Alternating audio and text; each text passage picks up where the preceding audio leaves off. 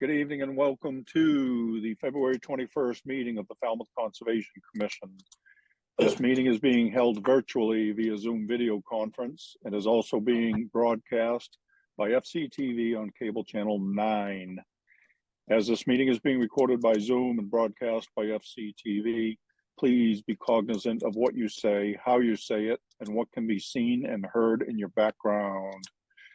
We have a full complement of commissioners tonight. Thank you all for your dedication.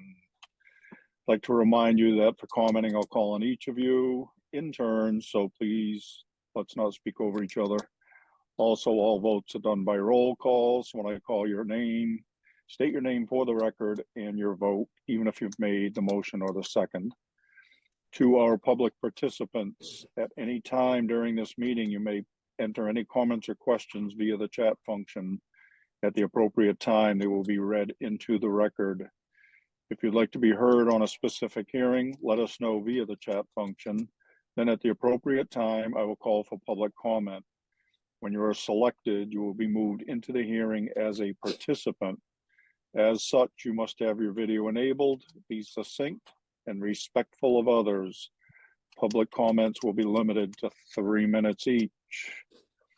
Regarding RDAs, under a request for determination of applicability, the applicant is asking the commission to determine if the provisions of the Massachusetts Wetlands Protection Act and/or the Falmouth Wetlands Bylaw apply to their proposed project. A negative determination is that the provisions of the act and/or the bylaw do not apply. Therefore, the project may proceed as proposed. However, a positive determination means that the provisions of the act and/or the bylaw do in fact apply and/or may simply require some conditions. Therefore, the project would require a notice of intent application. So as an applicant, you kind of want to hear a negative determination. All right. First up are requests for continuance under a notice of intent. First up is Ciari Hubru, trustee, Hubru Trust, 110 Ransom Road, Falmouth, Mass, for permission to raise, R-A-Z-E, an existing single-family dwelling and construct a new single-family dwelling, install a new Title V sewage disposal system, and install mitigation plantings. Jen. Yes, Mr. Chairman, the applicant is requesting a continuance until March 6th. So moved. Carlo Hawks. Bird second. All right. We have a motion and a second to continue this till March 6th. Any questions or comments? All right, we're voting for this continuance. Betsy. Gladfelter, aye. Courtney. Bird eye. Matthews, aye. Kevin. O'Brien, aye. Maury. Carlo Hawks, aye. Steve. Patton eye. It is unanimous. We have continued this hearing until March 6th. Next up, Brian Crowley, 34 Abbeys Lane, LLC, 34 Abbeys Lane, North Falmouth, Mass, for permission to raise, R-A-Z-E, the existing single-family dwelling and construct a new single-family dwelling in the same general area. Pump, dry, fill, and abandon the existing cesspool and install a new Title V sewage disposal system. Reconfigure the driveway and install mitigation and restoration plantings. Jen. Yes, Mr. Chairman, the applicant is requesting a continuance until March 6th. So moved. Carlo Hawks. Bird second. All right, we have a motion and a second to continue this hearing until March 6th. Questions or comments? All right, we're voting on the continuance. Betsy. Gladfelter, aye. Courtney. Bird eye. Matthews, aye. Kevin. O'Brien, aye. Maury. Carlo Hawks, aye. Steve. Patton eye. It is unanimous. We have continued this until March 6th. Next up are requests for determination of applicability. First up, Town of Falmouth Recreation Department, 0 Bell Tower. Map and parcel ID is 49A 04-056A-000, Falmouth, Mass.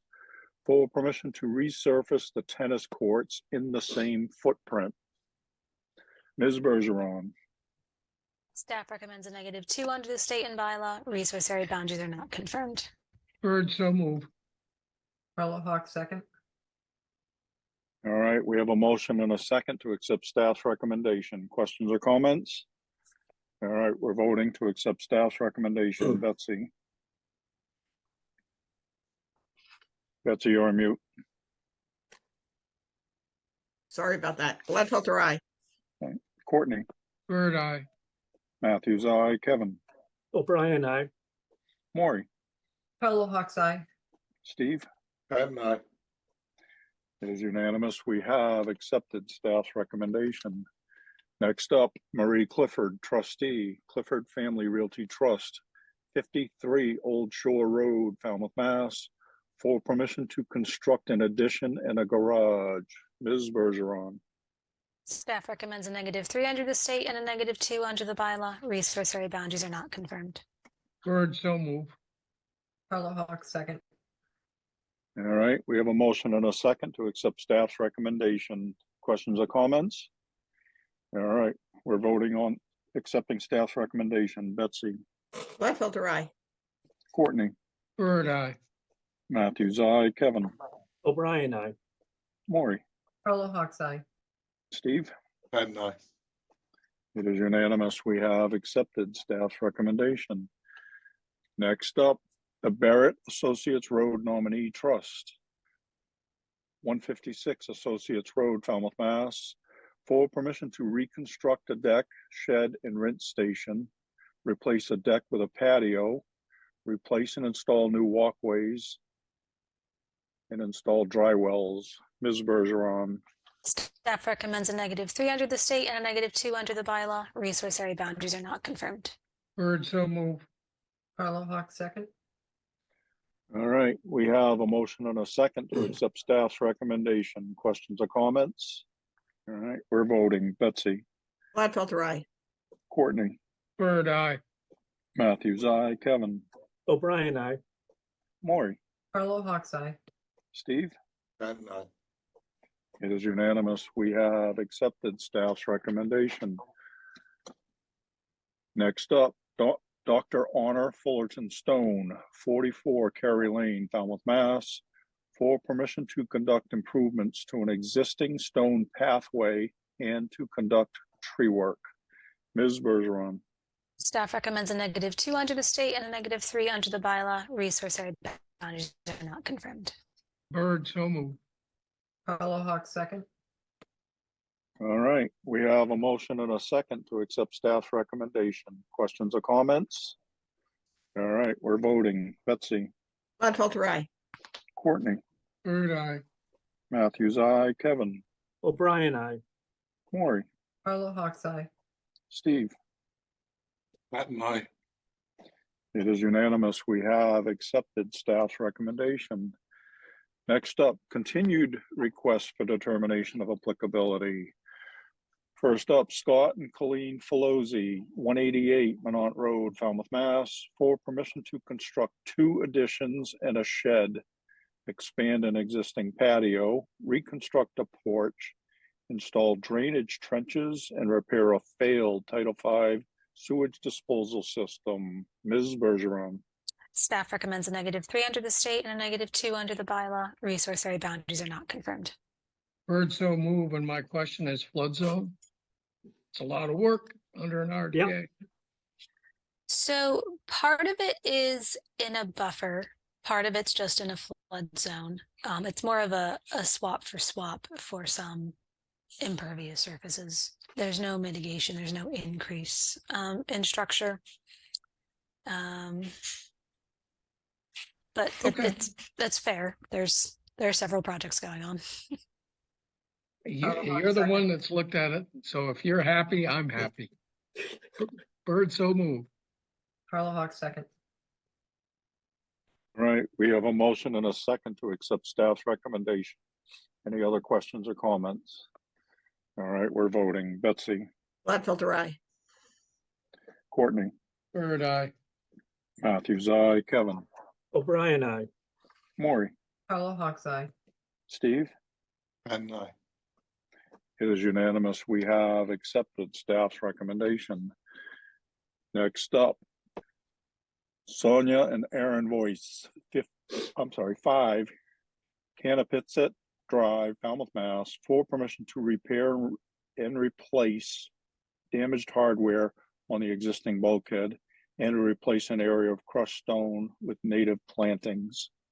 Ms. Bergeron, Staff recommends a -3 under the state and a -2 under the bylaw. Resource area boundaries are not confirmed. Bird, so move. Carlo Hawk second. all right, we have a motion and a second to accept staff's recommendation. Questions or comments? All right, we're voting. Betsy, Gladfelter, aye. Courtney, Bird, aye. Matthews, aye. Kevin, O'Brien, I. Maury, Carlo Hawk's eye. Steve? Patton, aye. It is unanimous. We have accepted staff's recommendation. Next up, Marco Moraes, 142 Pinecrest Beach Drive, Falmouth, Mass. For permission to construct a second-story addition. Ms. Bergeron, Staff recommends a -3 under the state and a -2 under the bylaw. Resource area boundaries are not confirmed. Bird, so move. Carlo Hawk second. we have a motion and a second to accept staff's recommendation. Any questions or comments? All right, we're voting. Betsy, Gladfelter, aye. Courtney, Bird, aye. Matthews, aye. Kevin, O'Brien, I. Maury, Carlo Hawk's eye. Steve? Patton, aye. It is unanimous. We have accepted staff's recommendation. Next up are requests for a hearing under a notice of intent. All hearings of the Falmouth Conservation Commission are held simultaneously under the authorities of the Massachusetts Wetlands Protection Act and the Falmouth Wetlands Bylaw. Although a single decision of the commission is issued, it represents a separate decision under each authority. As a reminder, public commenting is limited to 3 minutes. So I encourage you to stay within the purview of this board, which are the rules and regulations of the Wetlands Protection Act and the Falmouth Wetlands Bylaw, and how they pertain to a particular application. The chair reserves the right to stop any commenting that is disparaging or inconsequential to the hearing. First up, Laura Torme, 10 Circle Road, Falmouth, Mass. For permission to reconstruct an existing licensed dock. Jen, Yes, Mr. Chairman, I have promoted Raul Lizardi of Cape and Islands Engineering up to present his project. Evening, Raul. Good evening, everyone. Jen, if you could also promote the applicant, I believe Laura Torme is in attendance. Yep.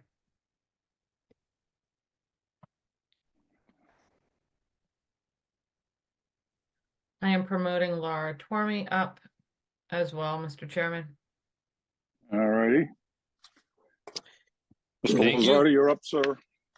For the record, Raul Lizardi from Cape and Islands Engineering, representing the applicant who is joining us, Laura and Ryan, here on this hearing. The project is roughly a reconstruction of a permitted and licensed pier. If I could share my screen. Yes, sir.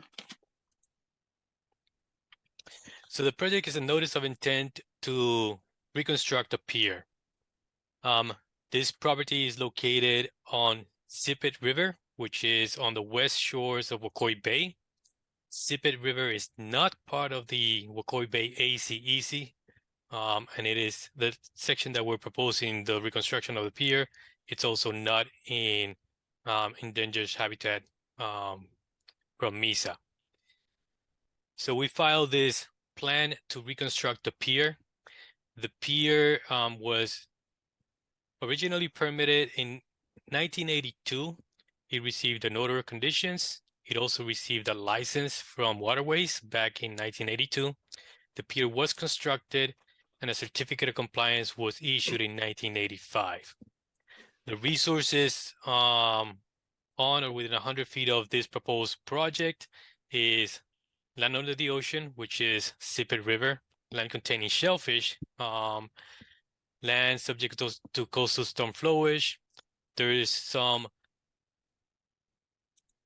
salt marshes to the north of the pier and some more to the south of the pier.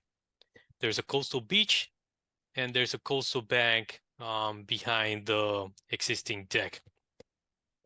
The pier currently exists as a T configuration and is rather low in elevation. What the property owners want to do is remove the existing pier, which has not seen any improvements over the past 30 plus years, and just build a similar structure with a little modification being that this portion of fixed pier is being replaced with a ramp and the T end is being rotated and replaced with a float. The size of the float is 10 by 16, which is the same size that was originally permitted for the existing fixed pier. But instead of making it a T, the homeowners are proposing it to aligning the float with the pier. The reason for the family has 2 boats, so they're intending to boat one here and boat the second, or dock the first boat up there and the second one just below it. In overall, we're proposing to remove the entire structure of the pier. That includes 19 piles that are spaced at 8 foot on center and replace that with 14 piles. We are proposing vinyl coated piles. We're also proposing to reduce the lateral beach access stairs that are on either side as wing steps off of the existing pier with a much smaller footprint of steps, 3 foot wide, just to get down to the beach area. So overall, there's a reduction in footprint of about 30 square feet. There's a reduction on piles of 5 piles. We are raising the structure by about a foot.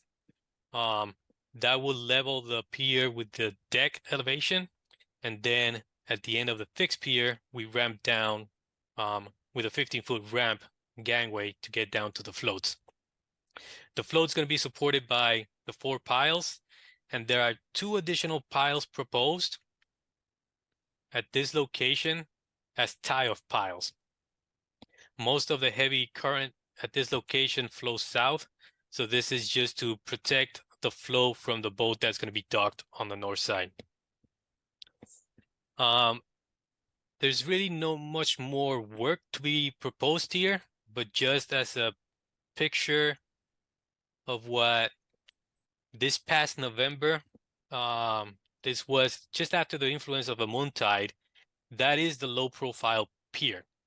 And there are times when we have storm effects and this pier is submerged.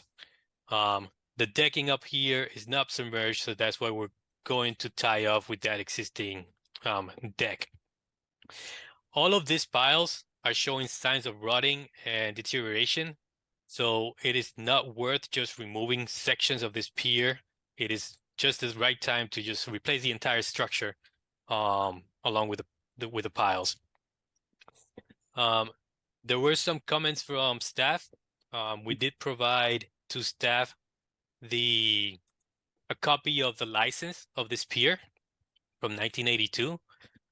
There was also a comment about locating all the trees on the bank leading down to this beach. We can accept like a condition to avoid trying to delay this permit. The homeowners are looking to do more work on the property, and they understand the entire property is in jurisdiction for the Conservation Commission. So we anticipate to locate these trees on the bank, and there is some invasive plant management that are being sought, but at the moment we don't have those details planned out. But we agreed to a condition of providing a full survey of the trees on the bank. There is another comment regarding float stops. There are 4 piles proposed at the corners of the float.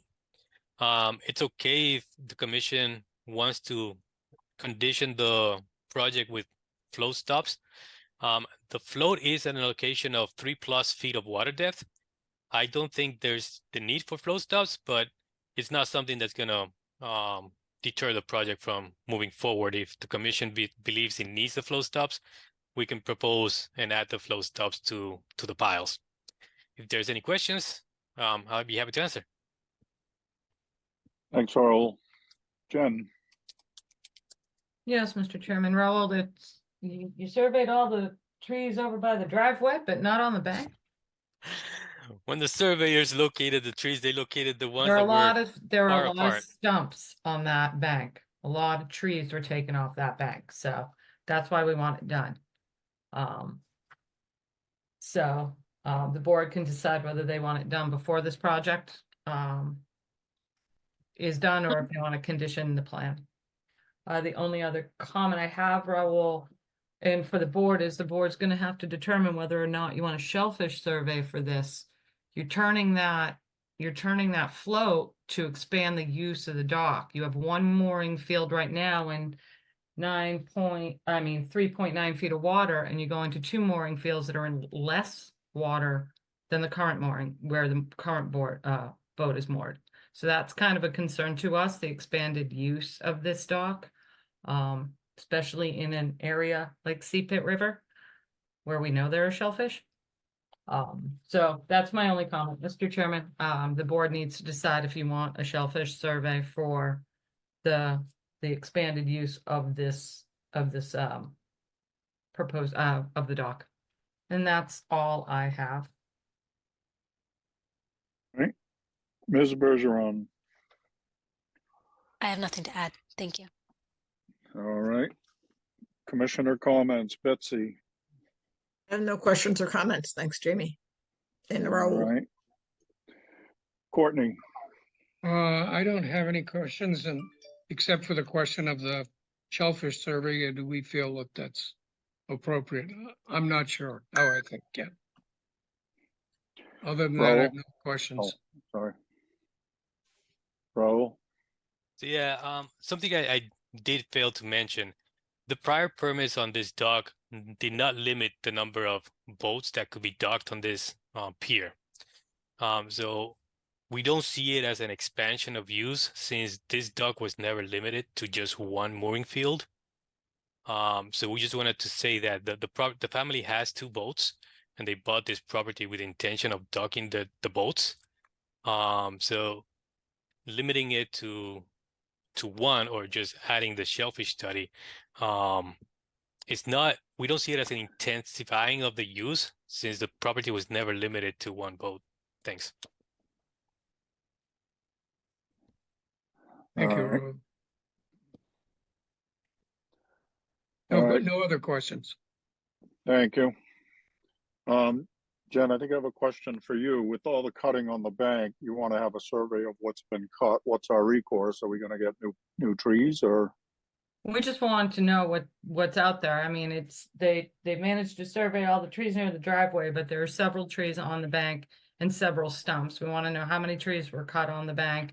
We also want to survey the existing trees to make sure there are no additional trees that are cut. Okay. All right, Kevin.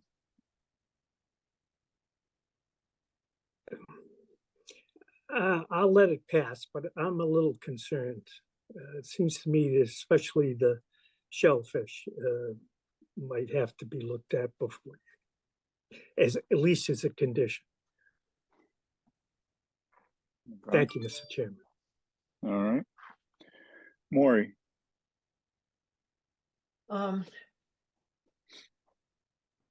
I know that there are two boats and it's not limited in their chapter 91, but looking at the pictures, that's where I kind of have to support the shellfish part, because the picture that was in the notice of intent shows the stern of the boat, of the largest boat, already closest to the shore, which is only roughly 2.5 feet of water, 2 feet of water.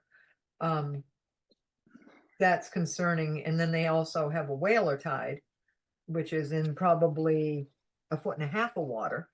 So even though it's not limited to how many boats can be on it, Raoul knows that you cannot have impact to the bottom. So that's part of our regulation. So I just feel that Usually we used to make a railing be put on so you couldn't use the whole length of the dock to moor boats on or tie boats off. So that was my biggest concern, is that with this, the way it's configured now, it's just gonna be more of an impact in the shallower water, and we can condition and it doesn't make any, we can't enforce it, is that, you keep the stern to off the shore, but you're not gonna do that. We can't enforce it. So I think the shellfish survey, just to make sure, or somehow condition it so that the boats come in bow first to the shore and the sterns are in the, but we're not gonna be able to, we can condition it, but you're not gonna do it.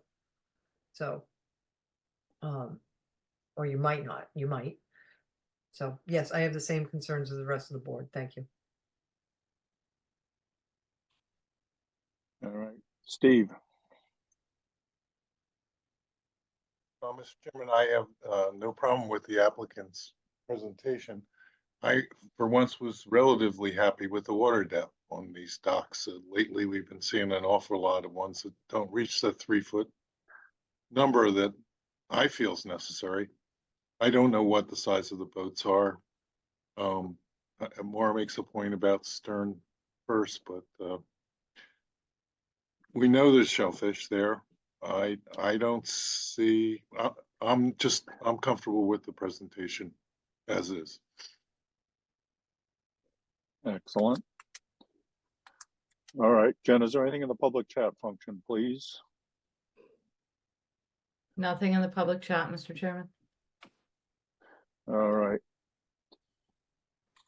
Laura and Ryan, do you have anything you'd like to add at this point? All right. No, thank you. All right, what are you thinking, folks? Betsy, you're muted. I'll make a motion, close the hearing and take it under advisement. And any of these discussions we can have in deliberation. Carlo Hawk, second. All right. We have a motion and a second to close this hearing. Jen, you said there was nothing in the public chat function, correct? Nothing in the public chat, Mr. Chairman. Thank you. I'll double check. All right, we have a motion and a second to close the hearing. If there's nothing further, close the hearing. Betsy? Gladfelter, aye. Courtney? Bird, aye. Matthews, aye. Kevin? O'Brien, aye. Maury? Carlo Hawk's eye. Steve?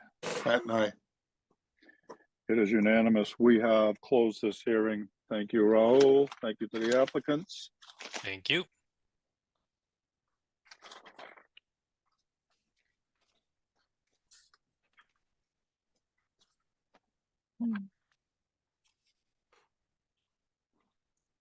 Bear with me one second. Bear with me, Mr. Chairman. My mouth just stopped working. There we go.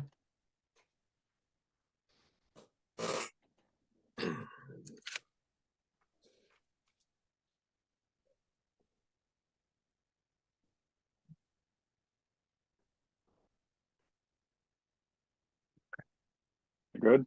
Yeah, I'm all set, Mr. Chairman. Thank you. All right.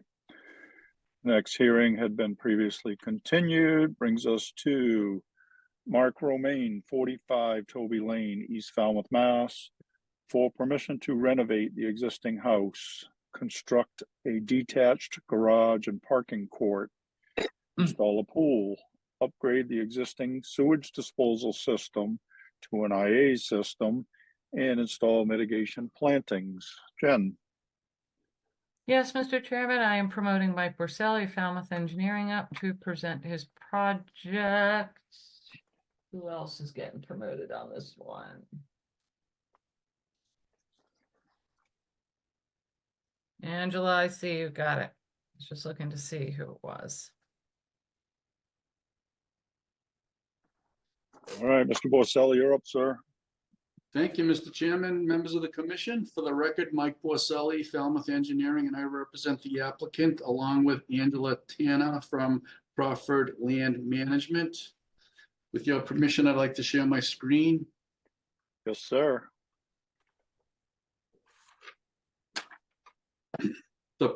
Subject property in question is at number 45 Toby Lane. It is on the waters of Eel Pond. There's an existing dock. And on the waterfront, there is wetland resources, including land containing shellfish, land under the ocean. There's a salt marsh. There is a coastal bank, the top of which is outlined in this orange colored line. It actually traverses the property and actually intersects with the house on this side, and then it pops out and it follows along this concrete wall along the edge of the salt marsh.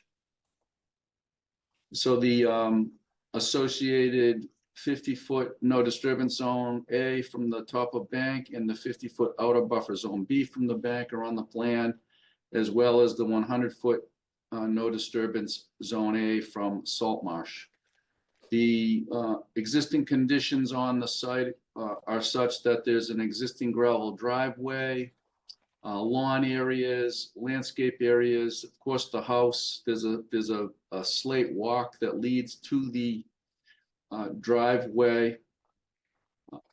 There's a deck and there's some bluestone surrounded by crushed stone steps along the edge of the deck.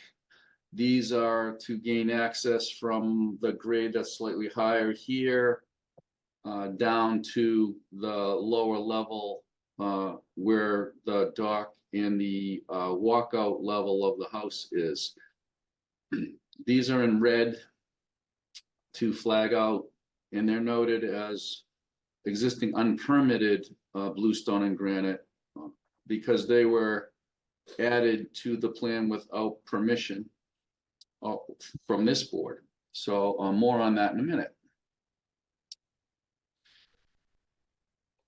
The proposed site conditions show a renovation to the house that includes a wraparound porch shown here, interior renovations within the footprint of the house. And then one other thing that I misrepresented to Alyssa today on the phone. I was not under the impression or understanding that they were gonna redo the roof. They are redoing the roof. I found out late today from the architect that they're gonna remove the roof and provide a steeper pitched roof that will allow for sunlight dormers into the house. The inside is a complete cathedral. There's no second story. There's no intention to do a second story. They just want to replace the roof with a steeper pitch and put some light windows in to get more light into the space. So I misrepresented that today because I didn't know. So I wanted to clarify that with Alyssa. So those are the proposed house renovations. Other improvements to the property include construction of a detached garage that'll have a guest suite above, a plunge pool, which is shown here in the center of the lot, and a reconfigured driveway, parking court, and then, of course, the new septic system. There's an existing septic system that's shown here. Here's an old tank and an old leaching pit in this location. Substandard, not meeting Title V standards. The existing house has 3 bedrooms in it. The proposed total number of bedrooms on this project when complete will be 5. We have, to mitigate against that increase, we have done a couple of things. Well, first of all, of course, we're rebuilding the septic system, and we're moving the leaching field so that it's more than 100 feet from all wetland resources, including coastal bank. And we're proposing a nitro denitrifying septic system as part of the new overall septic treatment system. We have been to the Board of Health to get permission to do this. They recognized the improvement with the D-Night element, and they voted to approve the variance that we needed, which was a single variance to allow for a reserve area that you need to show on a plan of equal size to the primary leaching system, a variance to allow it to be less than 10 feet from the front yard setback. So I had to go to the Board of Health to get a variance for that. I had to go to the Board of Health simply to gain approval for the D-Night element to the septic system, because they oversee the testing and reporting to make sure that the D-Night works as advertised and does in fact denitrify. We submitted impervious surface calculations as exhibits, both in the existing condition, which is shown here, and then in the proposed condition, which is shown here. And we tabulated and summarized the numbers that result in an increase in the area of about, well, not about, of actually 758 square feet at a 3-to-1 ratio. That requires a little over 2,200 square feet of mitigation planting. And then we also tabulated the increases in the A zone, and there's 269 square feet increase in the, in the B zone, and there's a 2-to-1 ratio for that. So another 538. Total required is just over 2,800, and we're proposing a little bit more than that. And then, of course, there's a requirement for a tree for every 1,000 square feet of mitigation planting, which yields 2.8 trees, and we're proposing 3 trees. And the mitigation planting is shown in green, where we're proposing to put it. There's a lawn area between the pool and a low profile landscape wall, this is less than 4 feet tall. And it's just to ease this slope and make it so there's a more usable yard area. The buffer between the stone wall at the boundary of the salt marsh, which is all grass now, will be, this buffer will be enhanced with native planting. It's also actually a coastal bank, non-eroding lawn area. So that is part of the mitigation planting, and we're also proposing some here. I also referenced in red these unpermitted access steps. We have also in our calculations mitigated for those. They're part of the impervious surface calculations that are in it being treated as proposed, even though they're existing, because they were not permitted. They could have been permitted with mitigation because they're not closer to the wetland resources than the closest part of the primary structure. So this element which is why I showed it in red, is an after the fact request for those to remain. We're proposing to remove some trees that are in conflict with the septic system and some of the other improvements, and we're proposing to mitigate for that tree removal. And the details associated with all of that are on the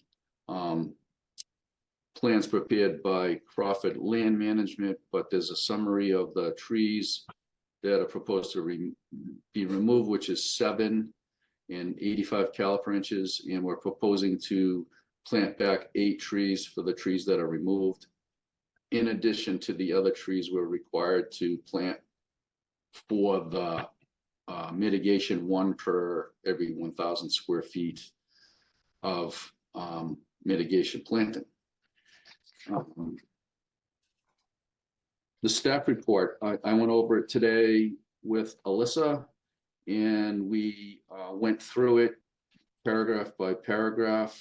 One thing that is something that we need to address that will require us to request a continuance is the fact that in our existing conditions impervious surface calculations, we included this existing gravel driveway as it's currently configured.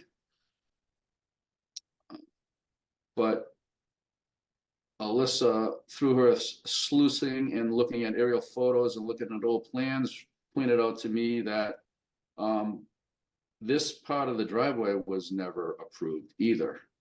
So we were taking credit for part of a driveway that was not ever reviewed by this commission and approved. Historically, this property was in common with the property to the north, and there was a single lane driveway that went across to both. When the property was sold off, the new owner, and I don't think it was malicious, decided to make a place to park just his cars, and the two properties were separated. He went on to also thought it was a good idea. Well, why not have a slate walkway to my front door instead of grass? So that too was never permitted.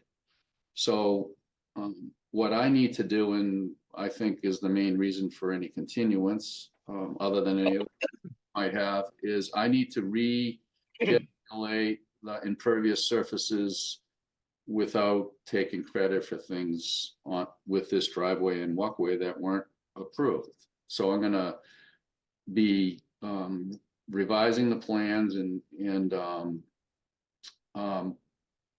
recalculating the required mitigation and bringing back a plan to you that makes this green area grow however much it must grow to, and pull this landscape wall back to offset those impervious surfaces that we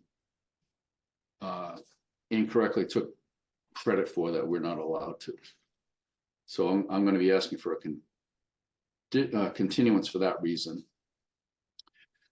There were a couple other issues in the staff report that I pointed out. The roof's going to be reconstructed. I pointed that out already. I'm just reading through the staff report quickly. There's a couple other things that are, I think, minor, and I won't bore you with, that we can address.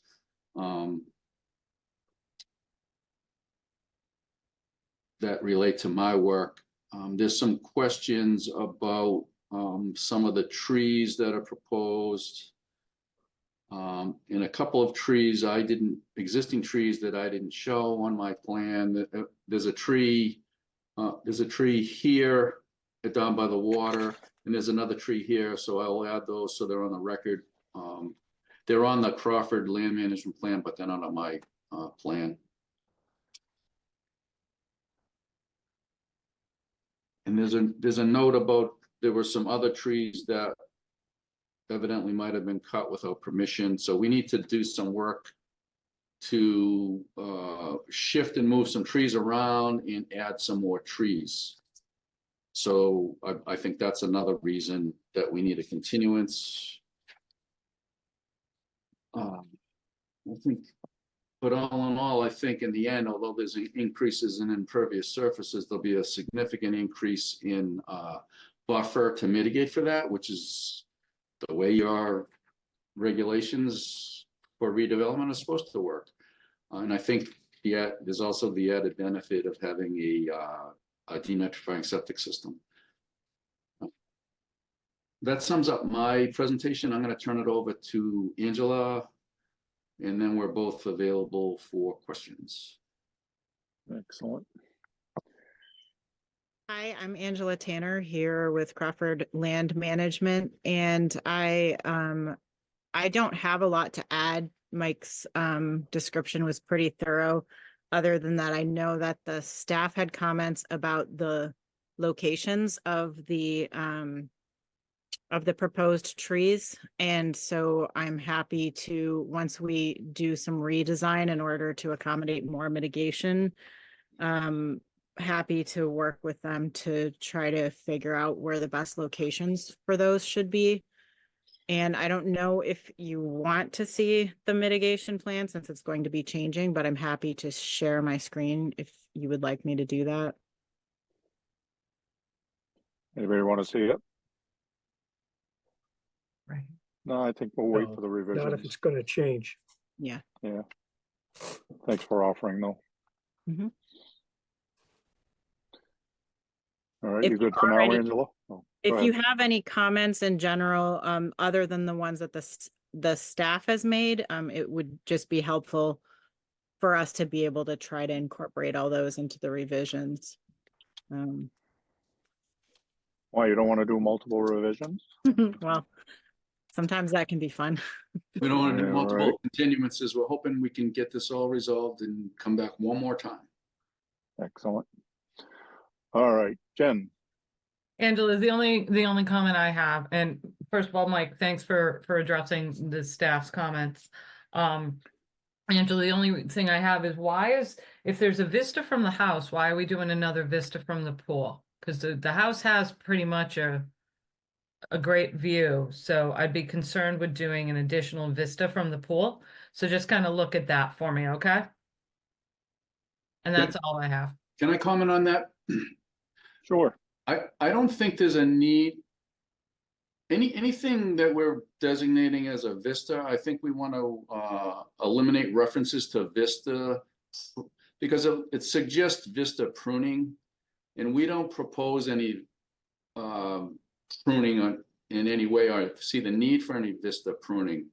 So what is more customary with you is, you know, if you have a woodland that you want to try to get a glimpse of views through the woodland, you know, when the house is under construction or completed in construction, you come back and get a vista pruning permit. We don't think we need a need for anything like that. So it's sort of like confusing that it suggests we need to do pruning. So I think we're better off to just eliminate any references to vistas, and the views are amazing as is. So Yeah. that would be probably simpler. I agree, Mike. Thank you. All right. That's all I Ms. have for right Bergeron. now, Mr. Chairman. Thank you. Ms. Bergeron. No comments. Thank you. All righty. Commissioner comments. Courtney. No comments. All right. Mike, I think you said it, but I'm going to ask you anyway. You're not adding a second floor. You're just reconfiguring to make a cathedral ceiling. Did I understand that correctly? Yes, so the idea inside is they want to raise the roof to a steeper pitch to put dormers for sunlight to get in. It's going to remain, it is a cathedral, it's going to remain a cathedral. It's just going to have a higher cathedral and allow for light, more light in. So you're going to raise the existing roof to raise a new roof. Right. Ah, I like that. R-A-Z to yeah. R-A-I-S-E. Yes. All right. And then, so the 2 additional bedrooms are going in that guest suite. Correct. Okay, thank you. All right. Kevin. No comments at this time. Thank you, Mr. Chairman. All right, Maury. Unmute. I just had a couple. The mitigation cedar trees, some of them are only like 2 or 3, I think 4 foot off the property line. And I think they should be pushed back. Just so, because you asked, you know, I don't want to make you come back again and do another revision, but those should be further away because they won't be able to grow to their full mature height because they're going to be on the neighbor's lawn, property line. And sweet fern, we're not real big fans of sweet fern in the woody indigenous mitigation area.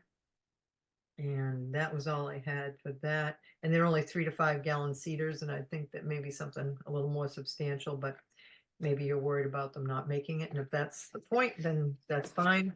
Mike, I had a question for you. The wall is only 25 feet from the salt marsh. How much fill are you bringing in to level that lawn out? Not that I'm worried about erosion because you're putting in, what, a 3-foot tall wall? And I'm sure Uh, it's I think it's 30. I think we made it 30 inches. So it's like a 10, I think the existing is close to 10 in there. And we're just bringing it up to 11, and then at the corner, it dips down to like close to 9, 8.5 right at the corner. So it Oh. changes, but most of it's only like a foot or 18 I'm inches. looking at 8 right through the dead center. Where it says Yeah. it's 7.7 to 8 foot, and the top of your wall in your plan says it's at 11 foot. Yeah, I'm gonna share my screen briefly and I'm gonna comment on that. So yes, I can give you the volume. But since I know I have to increase the buffer in the mitigation, this wall's gonna pull back. That would be nice. So I might as well give you the number on the new volume instead of one that's not gonna be valid after I move the wall. Okay, that'd be great. Because, I mean, putting that much, I mean, I know the wall is now gonna be basically holding back any erosion into the salt marsh, but it's still only 24.5 feet, but now it's gonna be probably what, like 30 something feet. Yeah, so that Yeah. moving back is gonna do two things. It's gonna increase the spacing from the salt marsh. Yep. And put more native plantings, and it's gonna pull the wall back up grade so that the Less amount, fill. the Yep. depth of fill will be less, yeah. Yep. Perfect, thank you. And then, thank you for the, well, not thank, I guess it's thank everybody or whatever, but the D-Night system, I guess we're all starting to catch on that that's where we're headed. Mm-hmm, Thank you. thank you. Steve. You're muted, sir. Still muted. Steve, you're muted. I'm still muted. When you go to health with a D-Night, are they enthusiastic as we are? I've been to Board of Health, they were very enthusiastic, they voted to approve it. Okay, great. I don't have any additional comments. If the cedar trees are on the association side, it's probably be welcome there, but I agree with Mara's comments. Thank you. All right. Betsy. I just want to make a comment on your plans, Mike. Okay. I find them very easy to follow, Oh. you and hadn't- I appreciate that when I get out into the field. Oh, thank you for that. He was I might ready to not get always- slammed. I might not always agree with what you have, but I know exactly what you're proposing. Thank It's you, really clear. thanks. Thanks. All right. Mike, did you say the D-Night system you're proposing is a nitro system? Nitro, yes. All right. Courtney. Yeah, just a quick question. By pulling that retaining wall back, are you gonna increase the height of the wall, or will you just work with what you have? I think we'll work with what we have. It's still, we'll still maintain it no taller than 30 inches. Okay, that's all that's fine. No other questions. All right. Jen, is there anything in the public chat function, please? There's no public chat regarding this project, Mr. Chairman. All right. Mr. Borsell, you have a request for us? I'd like to request it continues to March 20th. Mr. Chairman, somebody does have their hand raised. I'm sorry, I just noticed that. All righty. Sorry. Sorry, Mike. Mhm. Oh, now his hand's not raised anymore. Hang on, Mr. Chairman, I'm trying to find them. Oh.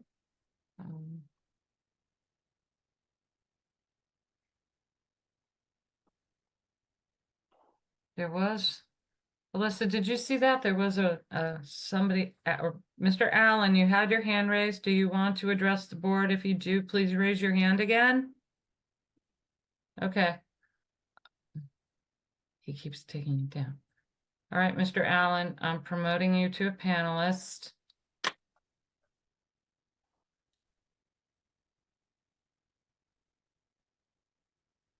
Mr. Allen, you need to turn your camera on.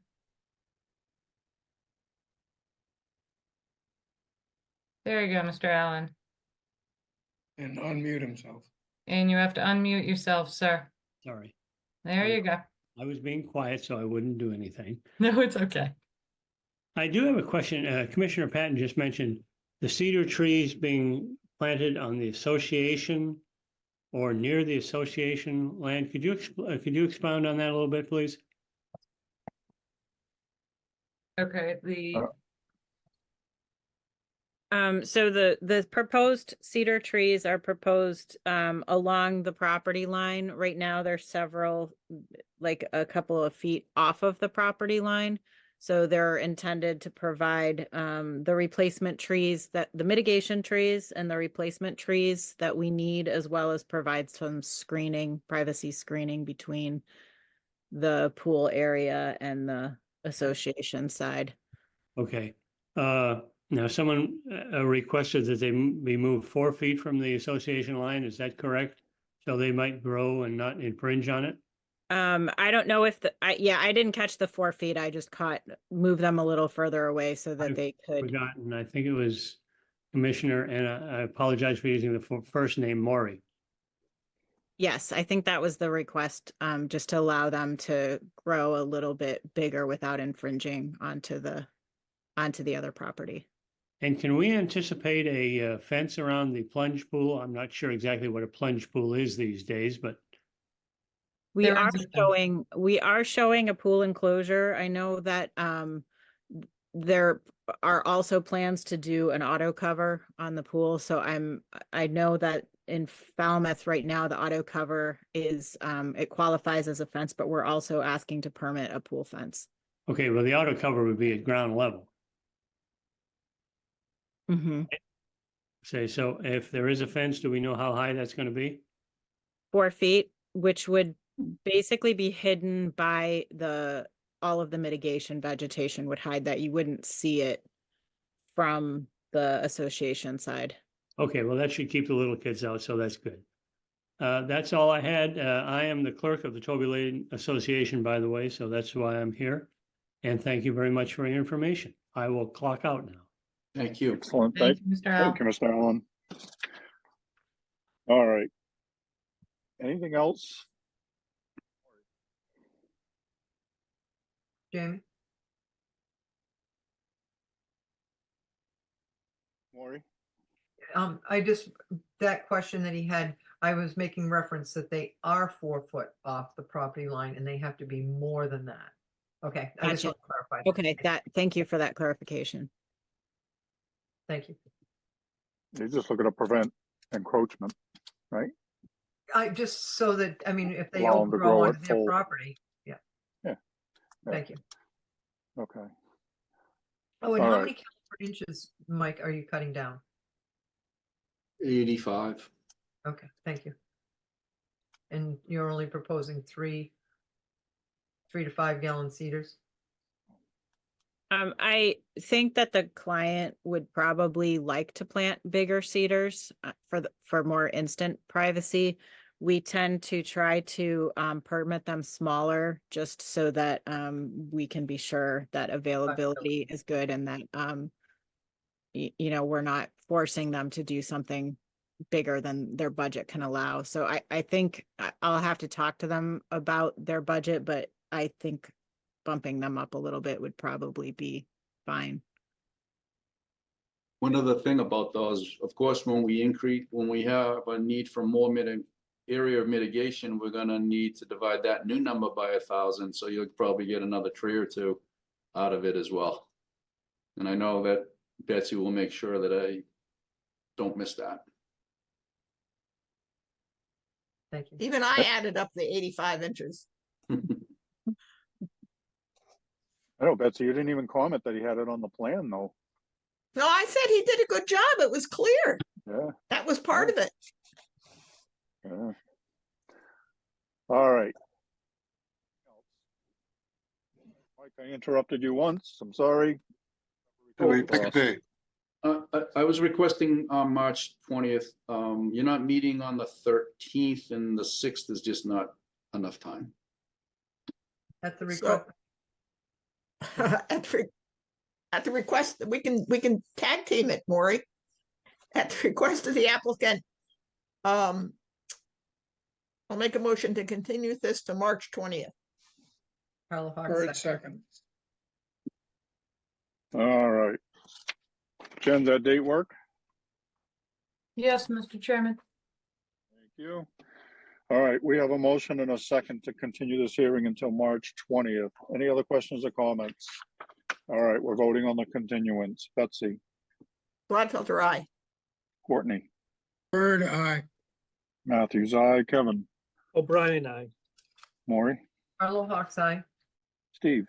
And I, It is unanimous. We have continued this until March 20th. Thank you, Mr. Boselli. Thank you, Ms. Tanner. Thank you. Thank you.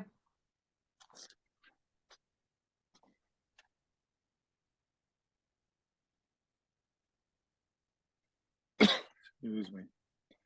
All right, next up. Matthew and Cara Rinaldi, 386 Edgewater Drive East, East Falmouth, Mass.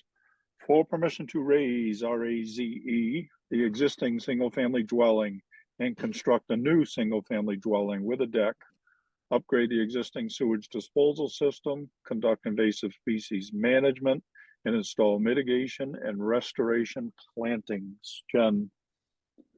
Yes, Mr. Chairman, Mike Borselli is still with us to present his project, and I have promoted Teresa Spraga from Blue Flax Design, as well as Denise Benoli, who is the architect on the project. Am I correct, Mike? I got your whole Yes. project team up? Yes, thank you. Actually, Jen, would you also promote Jenny Goldleaf? She'll also be presenting for Blue Flax. Oh, okay. Sorry about that, Teresa. No problem. Thank you. I got a full house tonight. All right, Mr. Boselli, you're up, sir. Welcome back. Thank you again, Mr. Chairman, members of the commission. For the record, Mike Borselli, Falmouth Engineering, and I'm representing the applicant along with the Blue Flax Design folks. And with your permission, I'd like to share my screen. Yes, sir. The applicant's property is located at number 386 Edgewater Drive East. It has water frontage on Eel Pond. Associated wetland resources are land under the ocean, land containing shellfish. There is a salt marsh. There is a low profile coastal bank that's mainly on the abutting property. It sort of transitions and flattens out to a salt marsh and then sort of disappears because it's not steep enough to be a coastal bank south of this location. The property is also within land subject to coastal storm flowage. In this case, there's a blue line representing the boundary between a VE14 and an AE12. We're also showing the 25-foot Falmouth wetland regulation velocity zone parallel and 25 feet further landward. And then the associated no disturbance zone A's and outer buffer zone B's are also shown. In this case, the no disturbance zone A from the top of bank is 75 feet because the bank is eroding and it's in a velocity zone. So it's instead of 50, it's 75. But the good old salt marsh still trumps on the no disturbance zone A. So that green line is also shown. And then we have an outer buffer zone B from the coastal bank. And as we've done on the other projects I've proposed in the past, we've got the associated notice impervious surfaces tabulated in the existing condition and the proposed condition. And then we've tabulated all of that on the plan. And this yields an increase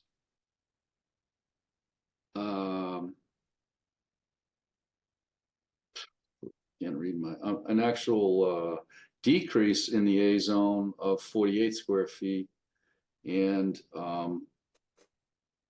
a net increase of 155 in the B.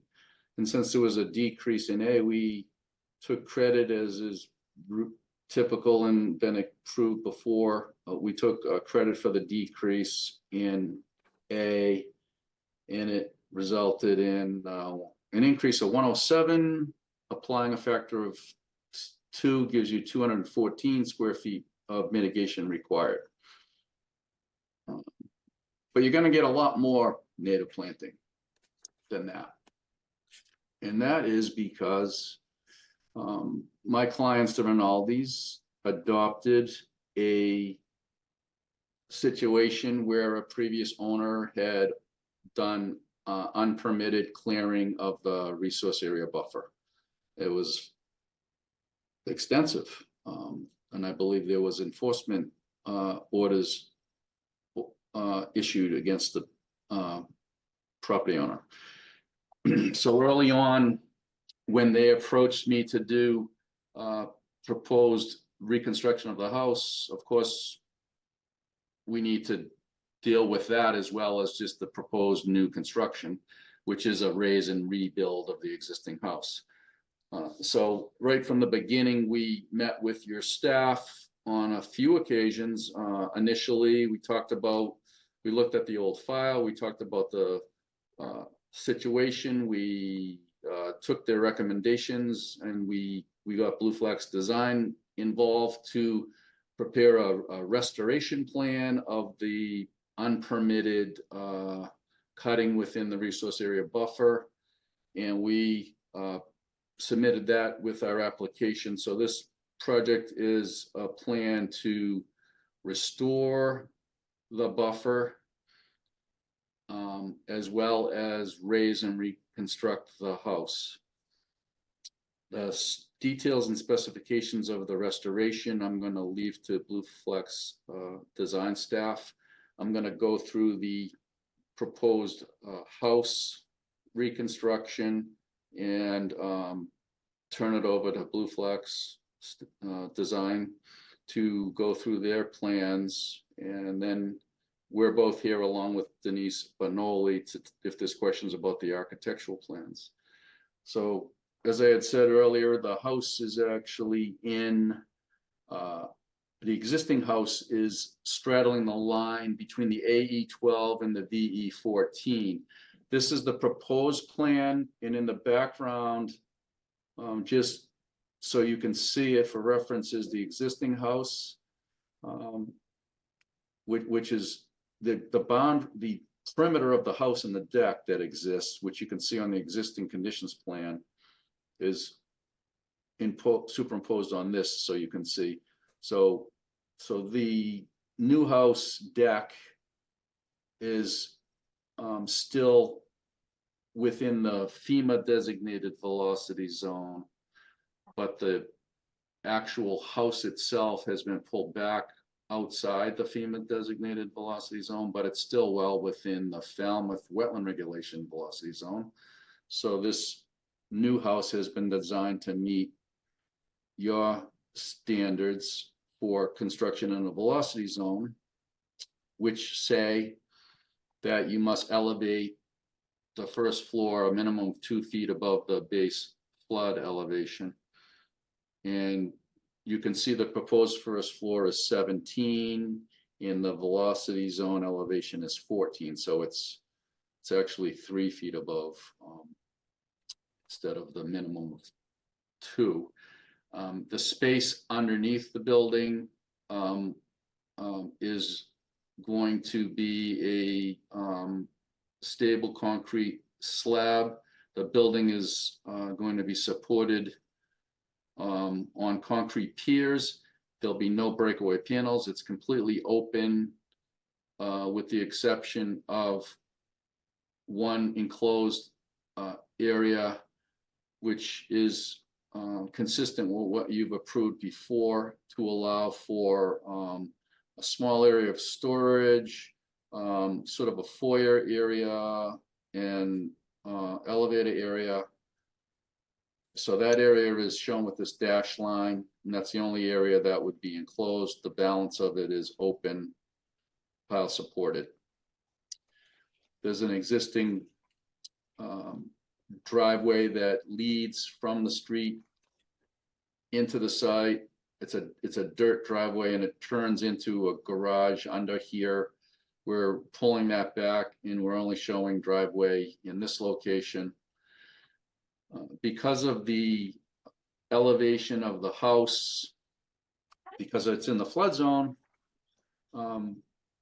we're trying to ease the appearance by terracing the front yard in the areas outside of the velocity zone. So you come out onto an entry deck, down some stairs to one level, and then down some more stairs, and there's a landscape terraced wall so that this proposed house isn't just towering up from the street. It sort of lowers its profile from the street view. There's an existing septic system that's here. It's actually shown in red too. If you look closely, you can see it here. And it's in conflict with the house, and the leaching field for it is out here. So we're proposing to just completely redo the septic system. And it's placed in a location that's more than 100 feet from all the wetland resources. It's outside jurisdiction. It is in a flood zone, but it's outside 100 feet from all other wetland resources. And it meets all the other requirements of Title V.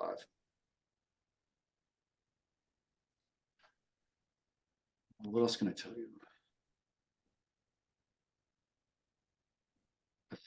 I think the majority of the rest of the proposal would be outlined on the Blue Flax design plan. We did meet with the staff on a few occasions and worked out the restoration plan with them. I think we addressed their concerns, and I think Blue Flax did a great job making the plan work with to restore the violations, but still give them like a reasonable yard. And those details were worked out. I think we met 2 or 3 times with staff on this to go through it. The staff report I did review, and I'm hoping that these are all administrative suggestions and revisions, and they wouldn't rise to the level of needing a continuance, but I would certainly defer to you on that, but we're hoping you can close it tonight. And they're mainly about questions about some of the design of the landscape for the restoration area. There was a couple comments I'm going to just speak to. That same matter about is a Vista corridor proposed? The answer on that again is no. We're not proposing a Vista corridor or a Vista pruning at this time. If we feel the need to, we would have to come back either with an RDA or an amendment to this, but based on the way the house is elevated, because it's in a V zone, and the way that the planting plan is designed, we think that there's no need for any Vista to be proposed at this time. There was a comment about kayak rack, a suggestion that there be a kayak rack. And that might have been precipitated by the fact that there's a lot of kayaks out on the site right now. And that those aren't all of my clients' kayaks. Those are neighborhood kayaks that were within the Seacoast Shores Association right of way. And the Seacoast Shores Association has a rule about vacating the access ways in the off season. So my client invited people to just put them on his land. They're temporary. They're not going to remain. They would be retrieved by their proper owners and put back in the association land. My client might have a kayak or 2 that he may either keep on the association right of way, or he may keep in his own, on his own property, or within the lower level, for instance, of the new house. So we don't think there's a need for a kayak rack. I think all the other things are details associated with the Blue Flax plans and design. So I'm gonna turn it over to Teresa and Jenny to go over their plan and comment to you on the staff report comments. And then I'm here for questions. Thanks, Mike. Teresa, you're up. Thank you. I'm going to share my screen and Jenny's going to present our proposed plan to you, and then I'll be happy to answer any questions and speak to any of the staff comments that I can answer. So with your permission, Mr. Chair, can I share my screen? Absolutely. Thank you. Thank you. Okay, you're looking at staff comments. Okay, so here's our land management plan. And I think Jenny will start walking through existing conditions, vegetation, et cetera, and I'll point things out as Jenny walks through. Thank you. For the record, I'm Jenny Goldleaf with Blue Flax Design. So just diving into the existing conditions from the vegetation perspective, the property lines to the north and south are both vegetated with stands of healthy native trees, primarily white pines, pitch pines, red oaks, cedar, and sassafras. The understory beneath the trees on the southern property line are entirely invasive vegetation, primarily bittersweet, porcelain berry, and black swallowwort. We're estimating at most 25 to 30% cover, and we're proposing to manage them all and restore them within the restoration area. On the northern side of the property, the tree cover has little to no understory. There's some sparse patches of some native ferns, there's Virginia creeper, and there's some ornamental non-native plants, lily of the valley, mostly. The top of Coastal Bank and the salt marsh that are bordering Eel Pond are actually looking pretty good. They're intact. There's native salt marsh hay and other intertidal species. I did want to point out that we're showing in the area with the green striped hatch, that's showing a healthy native stand of groundsel and bayberry that have filled in that disused area by the patio and the fire pit along the rack line, and those have filled in since the time the rest of the yard was cleared by the previous homeowner. But we can definitely clarify with an addition to the key to call that hatch out a little bit more clearly. So as Mike said, the project's main goals are first, to restore the area in teal. That's the area located within the buffer zone that was cleared by the previous owner. It's now functioning as lawn, but we're proposing to restore it with a native plant community with native trees and shrubs that will naturalize, with the exception of some narrow access paths. I did want to point out we're also proposing to exchange the areas in pink as lawn space within the restoration area, with the intent of creating a more functional lawn space for the homeowners without reducing the total restoration area, as we've discussed with staff in previous meetings. The second goal that we have is to mitigate for the structure increase, as Mike has discussed, and that's in the area shown in yellow. And that's a currently unvegetated area that's within the buffer zone, and we're proposing to restore 214 square feet of woody naturalized vegetation. From this, overall, we're anticipating improvement in the function and wildlife value for the coastal bank and the salt marsh, especially as the restoration and mitigation areas combined will create a more than 6,000 square foot unfragmented vegetative buffer strip to the top of bank and the edge of salt marsh. Additional outcomes would be to protect the salt marsh and create opportunity for it to migrate inland, anticipating projected sea level rise from climate change. And specifically, we're indicating that with retaining the areas of healthy groundsel bush and bayberry and adding additional salt-tolerant native plants landward of the current edge of the salt marsh, so allowing it to migrate inward in the future.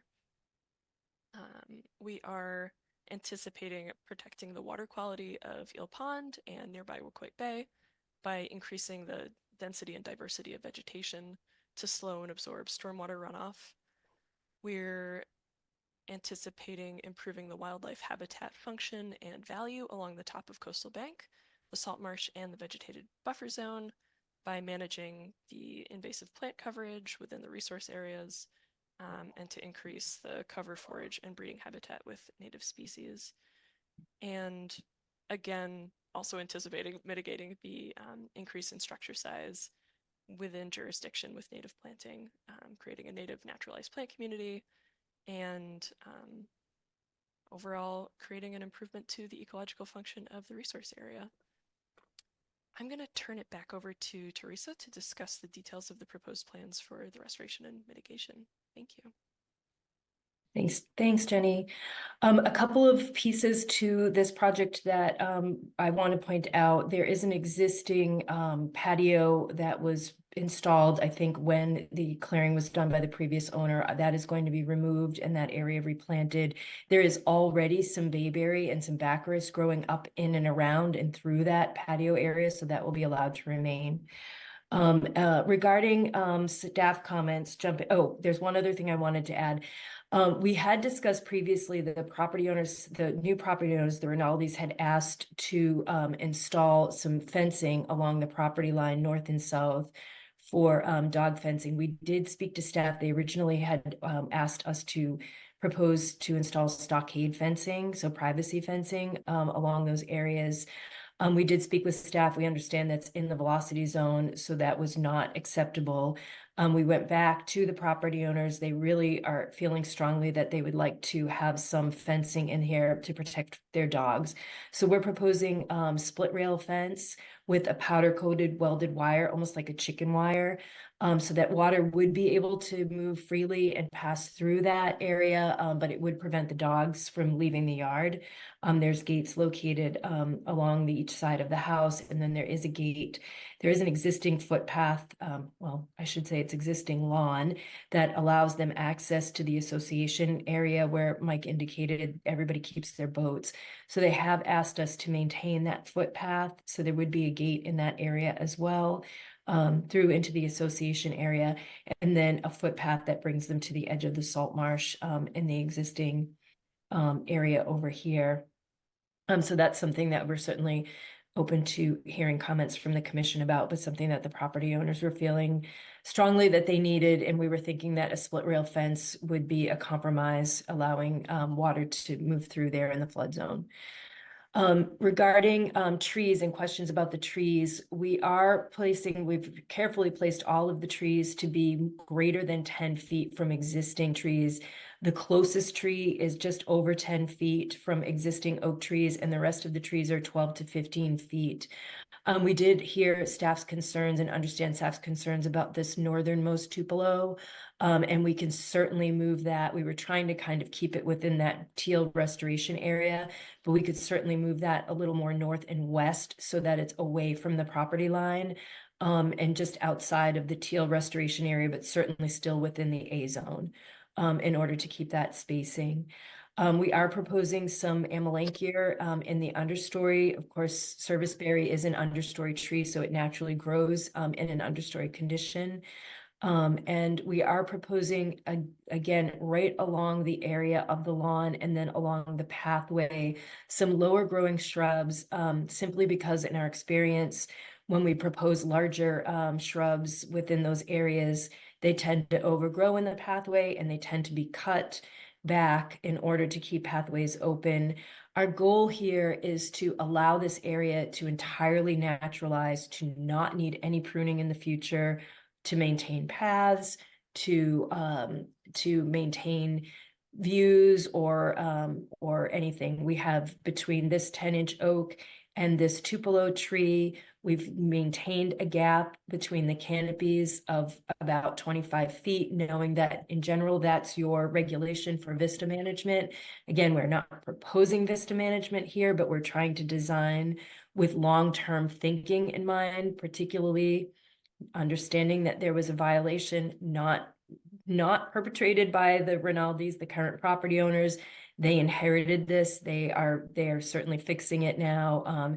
And we just want to be forward thinking and prevent any kind of intrusion into this vegetated buffer once it's reestablished. I think I covered most of the staff's comments. I'm sure there'll be some additional questions and comments, and we're happy to answer them. Thank you. Thanks, Teresa. Jen. Yes, Mr. Chairman. So before I address any of the plans or anything, I'm going to share my screen. And I'm going to show the board what the violation was, okay?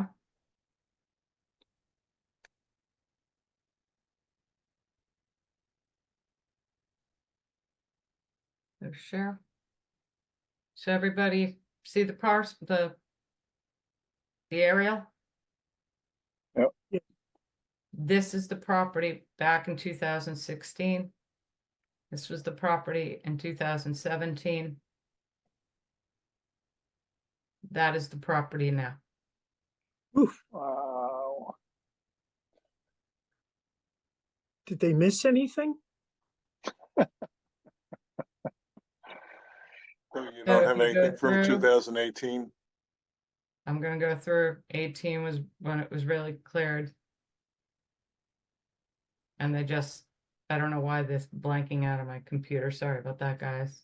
So just to kind of give you an idea of what was removed from the property. Wow. Just to kind of give you perspective. Thanks for taking that down quickly.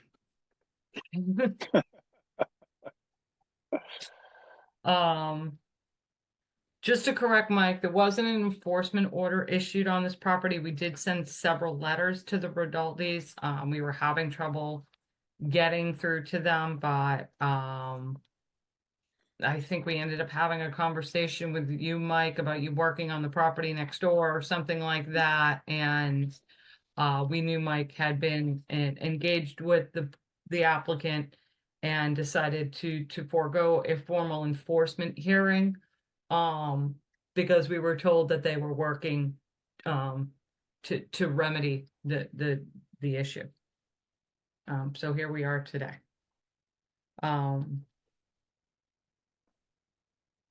I don't think I have anything too much on your plan. You're saying there's not gonna be a need for the boat storage or kayak? 'Cause No, they're not those they're not their boats.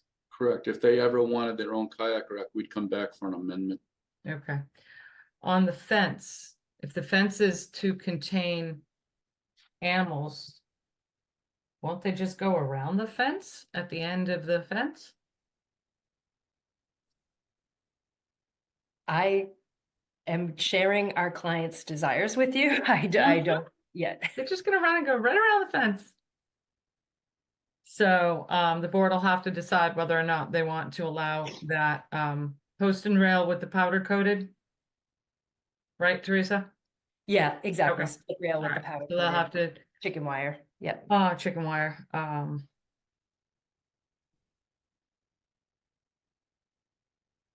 the trees on the northern side of the property, Teresa, can you look at those? Because they may be in conflict with the trees on the neighboring property, not so much your property. Yes. Yep. If I can share, I think we agree, and I looked more closely at the aerials that this tree in particular, we need to move this. So we could absolutely move this away from the property line so that there's no issue with conflicting with neighbors' trees. Okay. And just Teresa, given the fact that this house is gonna be on pilings, and the just amount of mature trees that were taken down, I think the board's gonna have, and I know the staff, and I know why you're putting the 1 gallon shrubs in is to just try to keep those paths clear. So they want a path to the water, and why do they want a path onto the association property?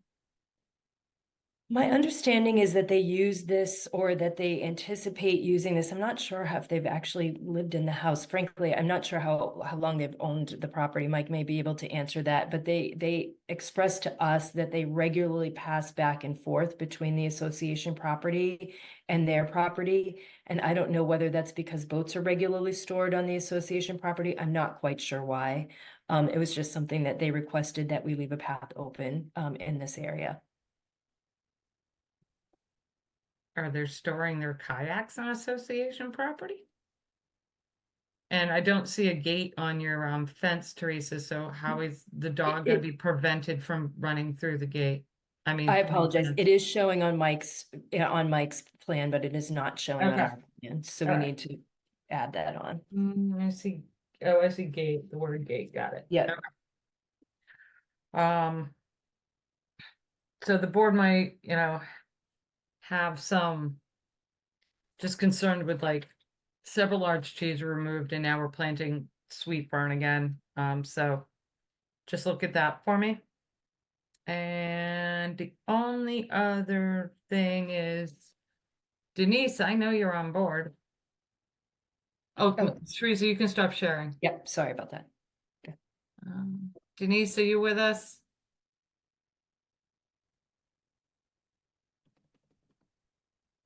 She might be muted. Um, There you are. yes, hi. Can you Hi, hear me? Denise, we hear you. Ah, that was a little miracle. Do you have your Yes. camera? Do you have a camera, Denise?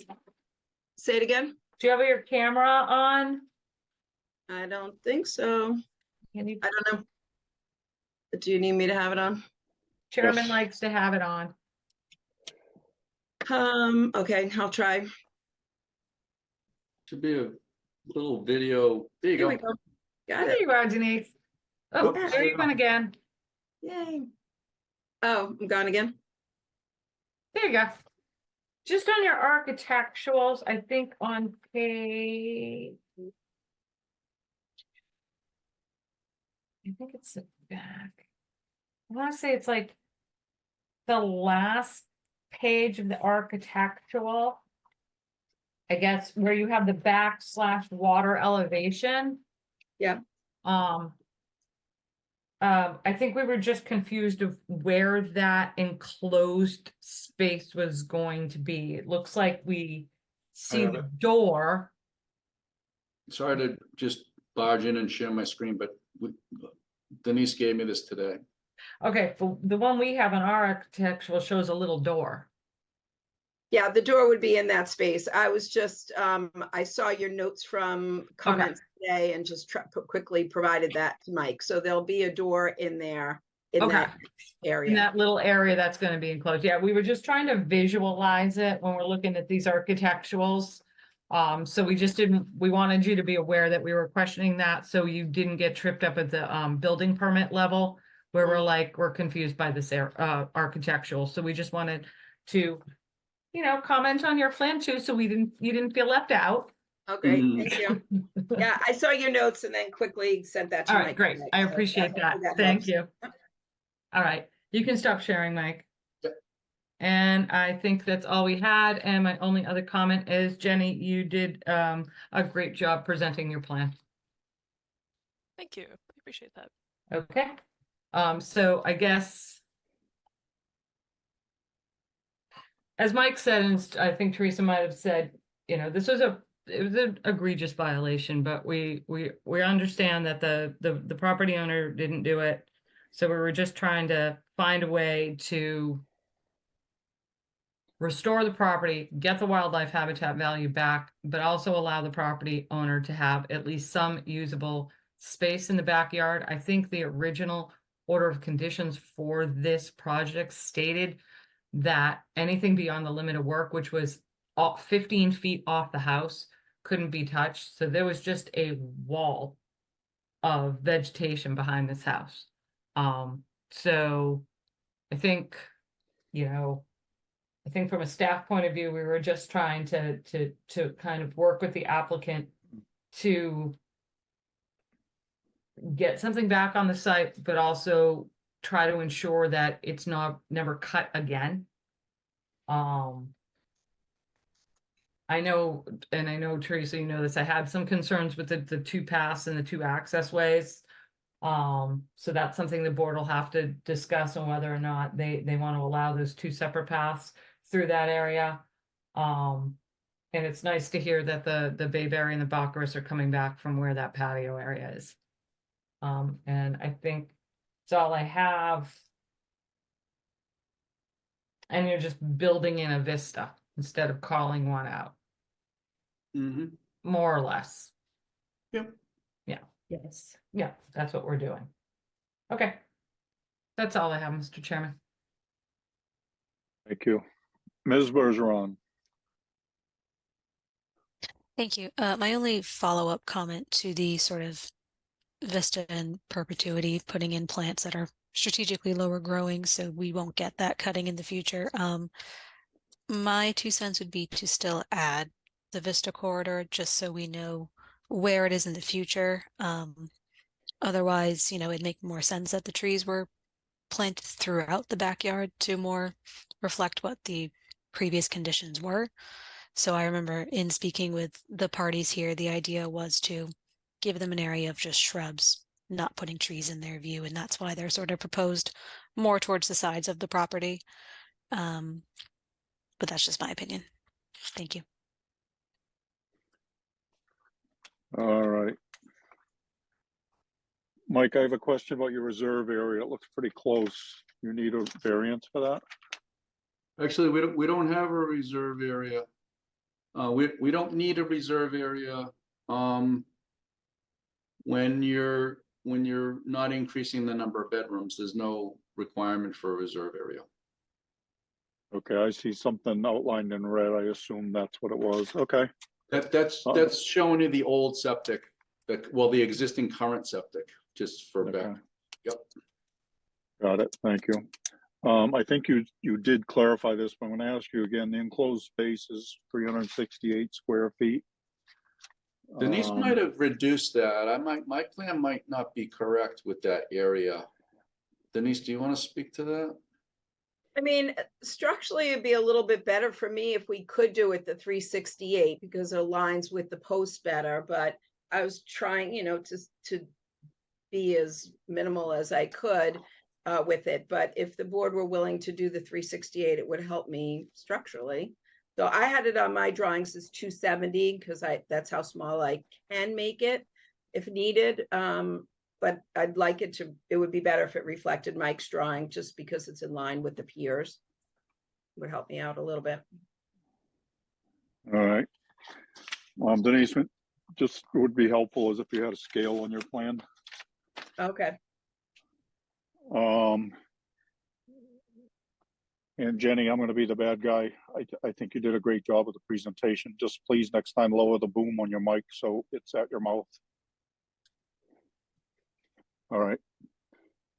Then I'm not saying it, and I'm not picking it up real high. So, all right, maybe that's on me. All right, Kevin. No comments, Mr. Chairman.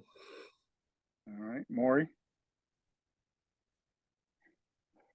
I just had a couple. The house is at what, 17 elevation? Yes. And it's in a V zone? Yes. Okay, I thought for some reason we've been seeing 22 for a lot, between 20 and 22. Okay. Well, the V zone is a VE 14. Okay. So you're going to be 2 feet above that minimum. Of that. Yep. Okay, thank you for that correction. Mhm. The second thing is, it being at 17 feet tall. I'm gonna digress to the Blue Flax plan. We're using dwarf plants. We're using sweet fern, we're using meadow sweet. These are all things that are, well, they're not, the meadow sweet I'm not very fond of, nor the summer sweet. I mean the sweet fern. So I would like to see when this could be revised to show woody indigenous that are not dwarfs. We do not allow dwarfs. We never have. And so I'd like to see that change. And the other thing is we've never allowed 2 paths. Usually it's 1. And the third thing is we've never allowed fences in a V zone. So that just simplifies where I'm headed because I'm not going to deviate from what we always do. After seeing that before picture, which I didn't see before until tonight, this landscape plan compared to what was there is atrophic.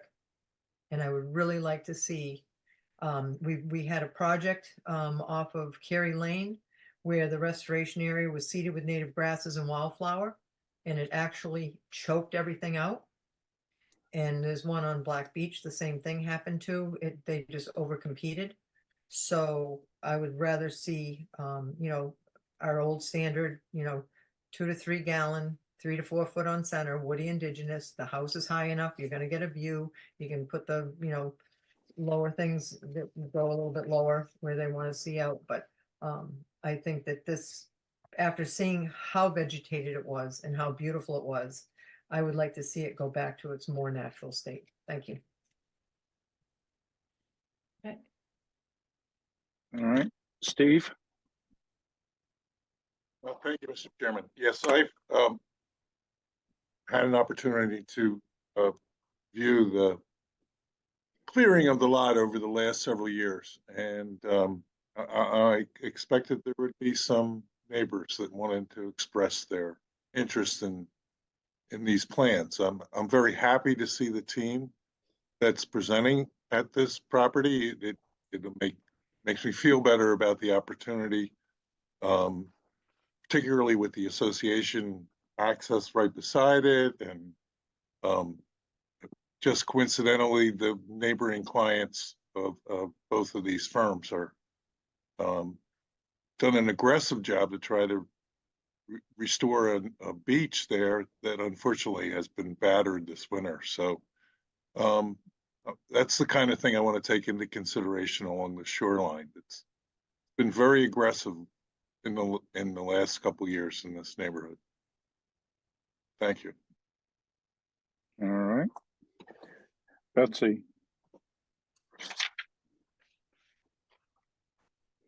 I don't know about anybody else here who has dogs, but I can tell you, if I opened my back door, my dogs would shoot out, go right to the beach, and zoom north and south.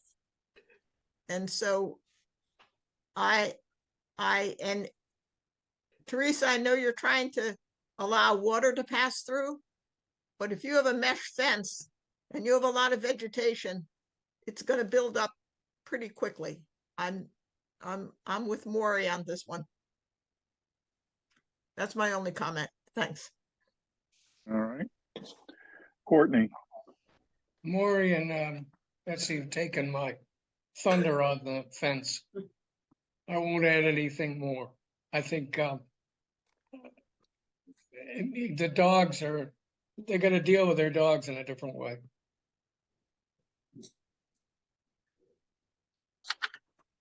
All right. Jen, is there anything in the public chat function, please?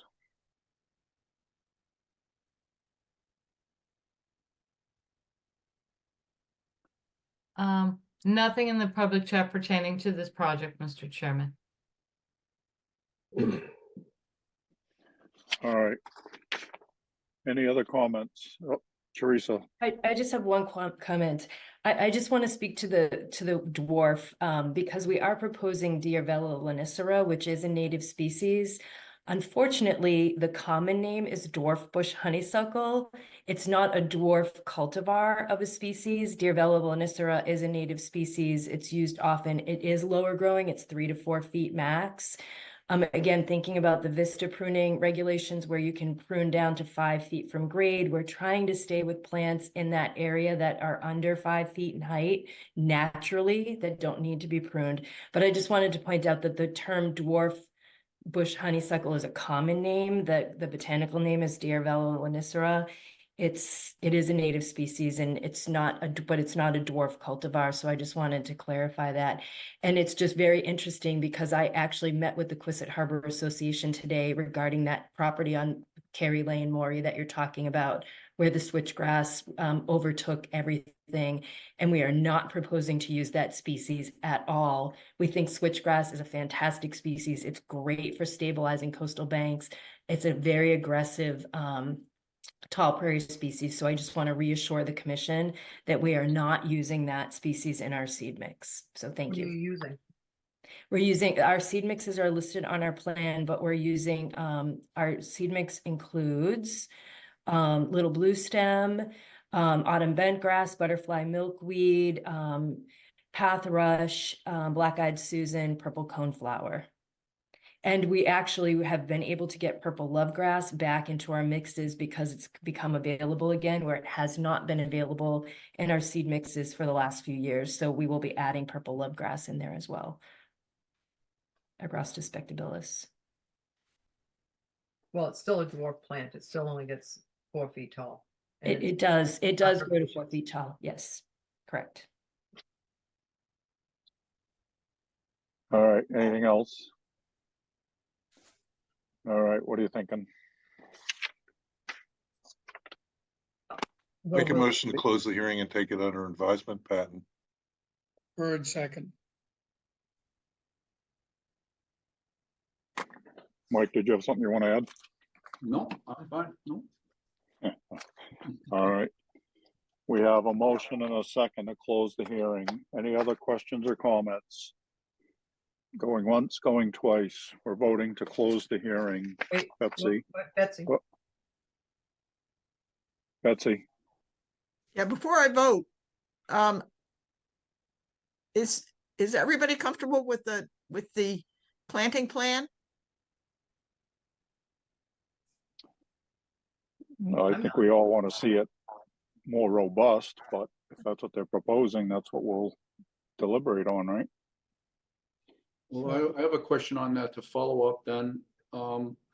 I was thinking you were closing because you would be able to condition it, but if you think you need a revised landscape plan and you're more comfortable, I was hoping we could submit the revised, wait for the order, and if it has some conditions about changing plants, we could submit a revised plan, but if you Okay, think, I just want to defer to Jen because we have been burned in past projects where we've closed hearings where it was unclear Yeah. what was going to happen with the planting. So So you should get a revised plan.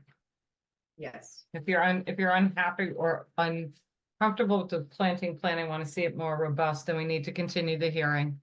And have Teresa and Jenny submit a revised plan. and you have to review it Yeah. before we vote on it. Well, no, that's how we got burned. No, You that's what I mean. continue the hearing. No, I understand. Okay, We get a revised plan and then you say, you give us your opinion and then we close it at the next hearing. correct. Sorry, So, Mike. Teresa, how fast could you get us a revised plan?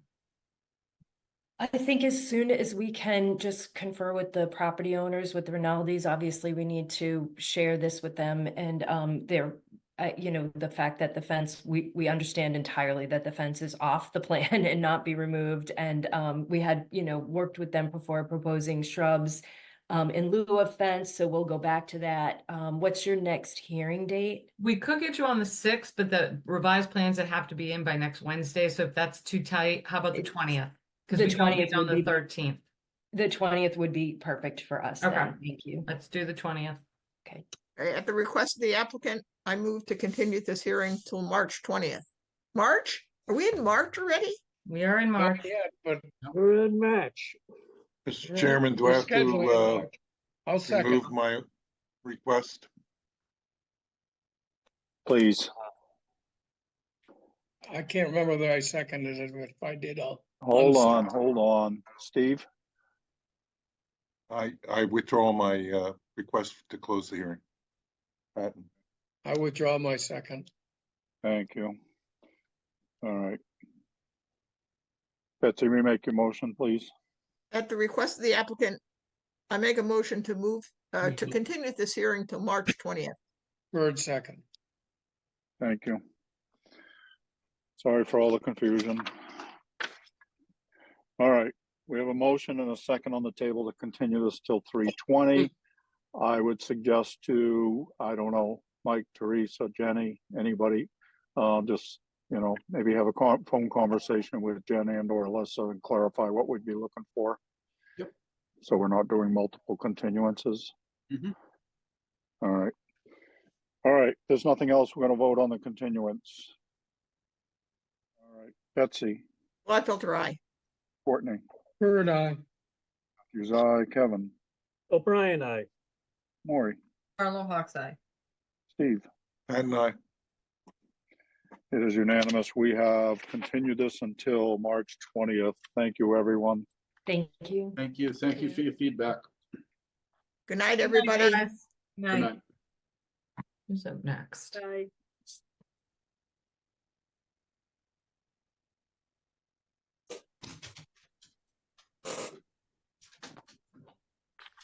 All right.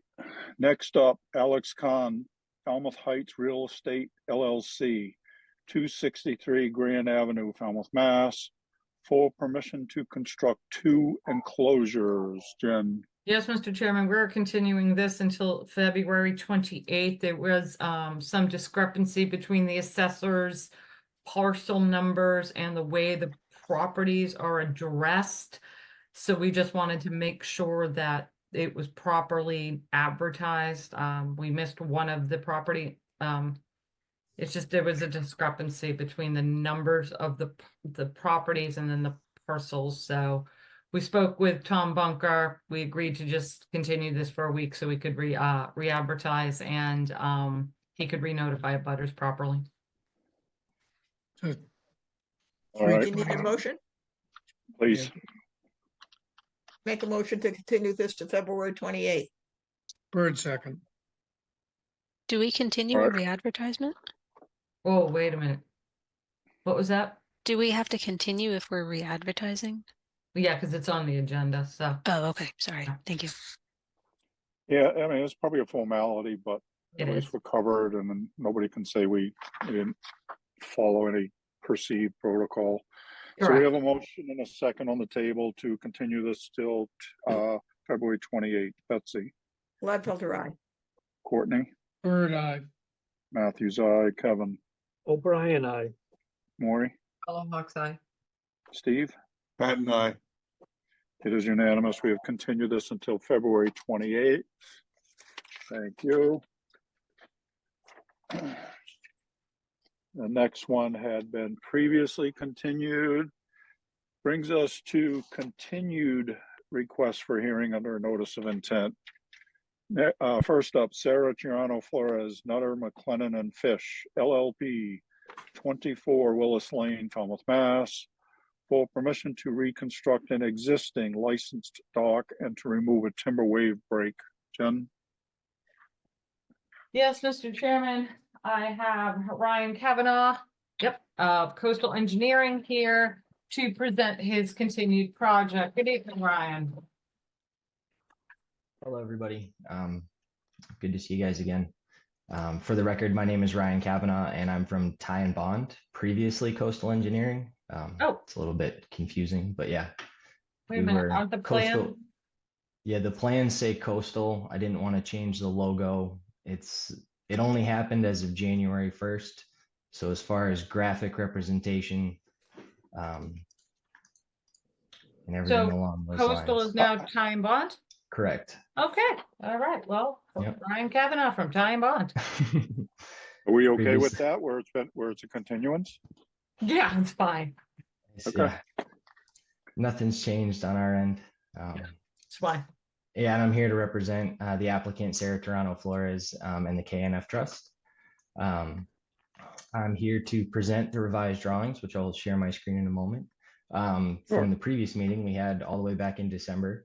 And I'd like to thank the commission members for their really helpful feedback. We did submit the existing Chapter 91 license as was requested. And all the changes and revisions to the project were in an attempt to respond to the comments from the commission while balancing the wishes of the client. So let me share my screen.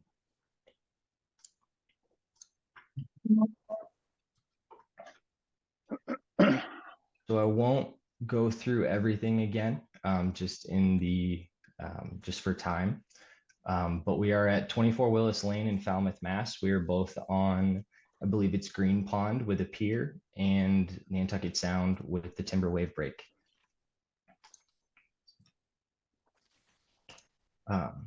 So as you received earlier, here's the revised proposed plan, and I would like to highlight the changes that we made. Starting with the largest change that was made, we revised the floating dock that sits perpendicular to the pier to meet the requirements set forth that the T does not extend beyond 100 square feet. And this revised float is 25 feet long by 4 feet wide, We did not change the orientation of the piles, just where they were located on the floating dock.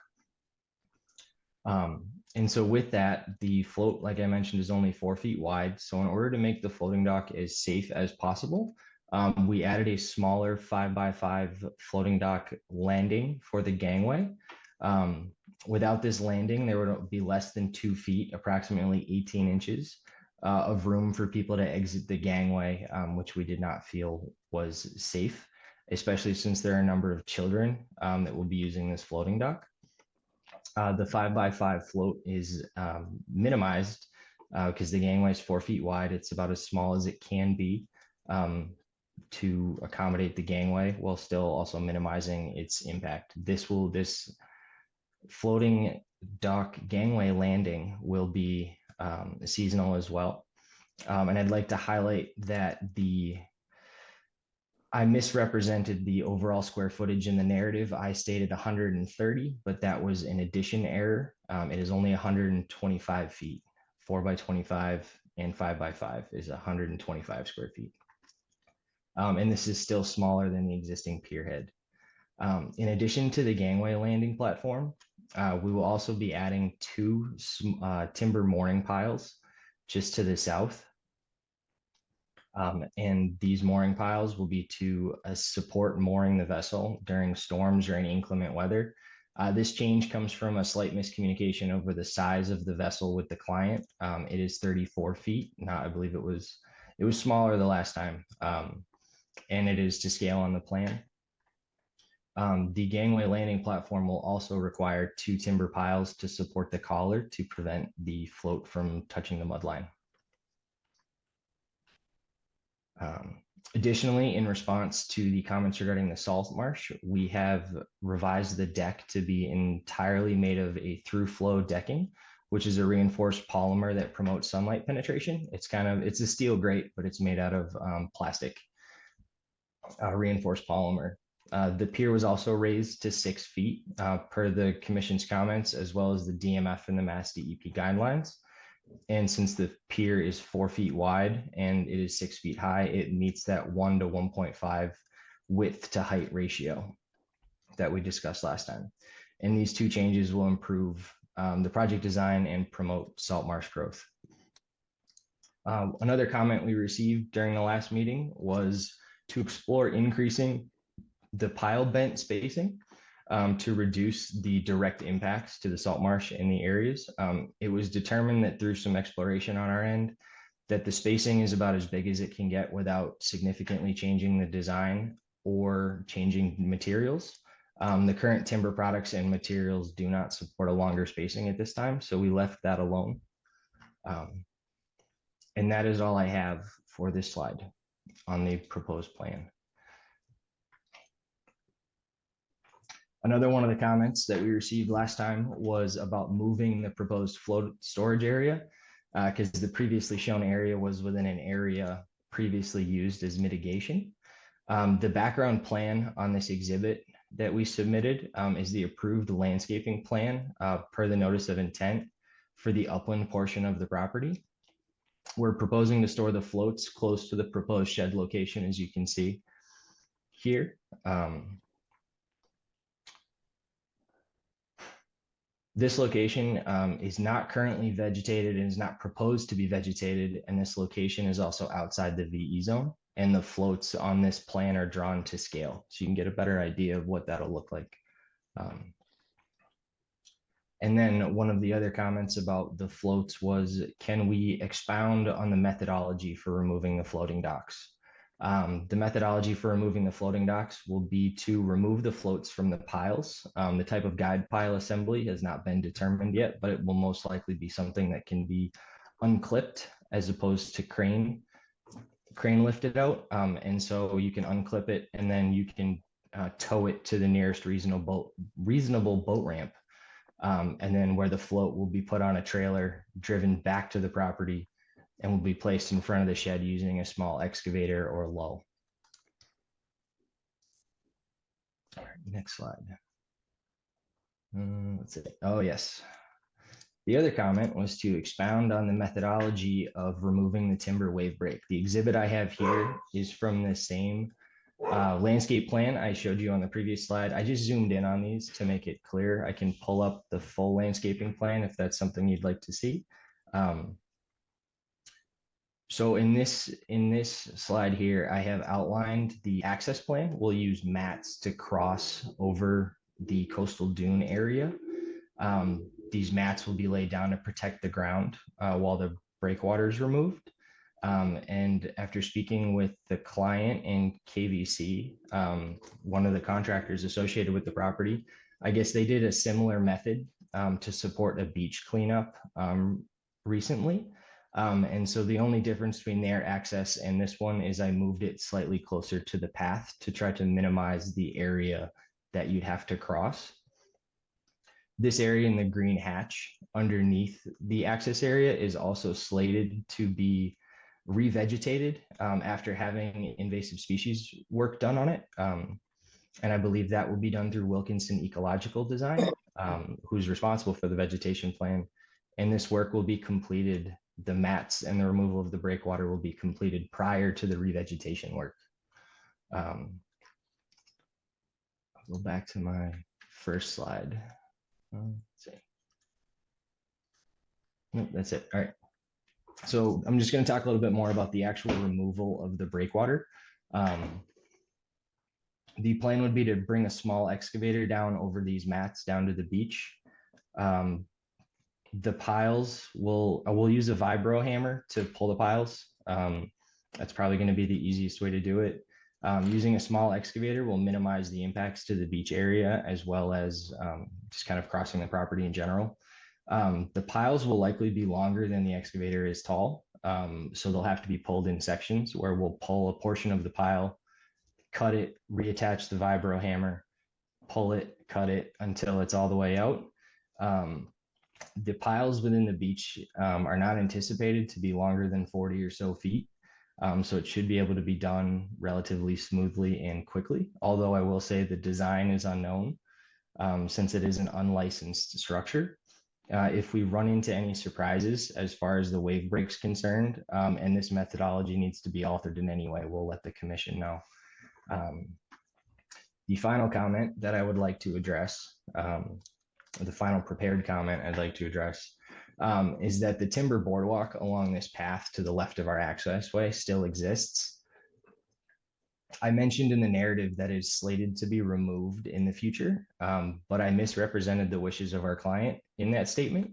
My reference to the boardwalk was not meant to say that we're going to remove it as part of this project, but rather that they would like to do work on it in the future as part of its own project. Because I believe they would like to maintain it, but that will be, its own project in the future. I'm just going to pull up the comments. I can probably stop sharing.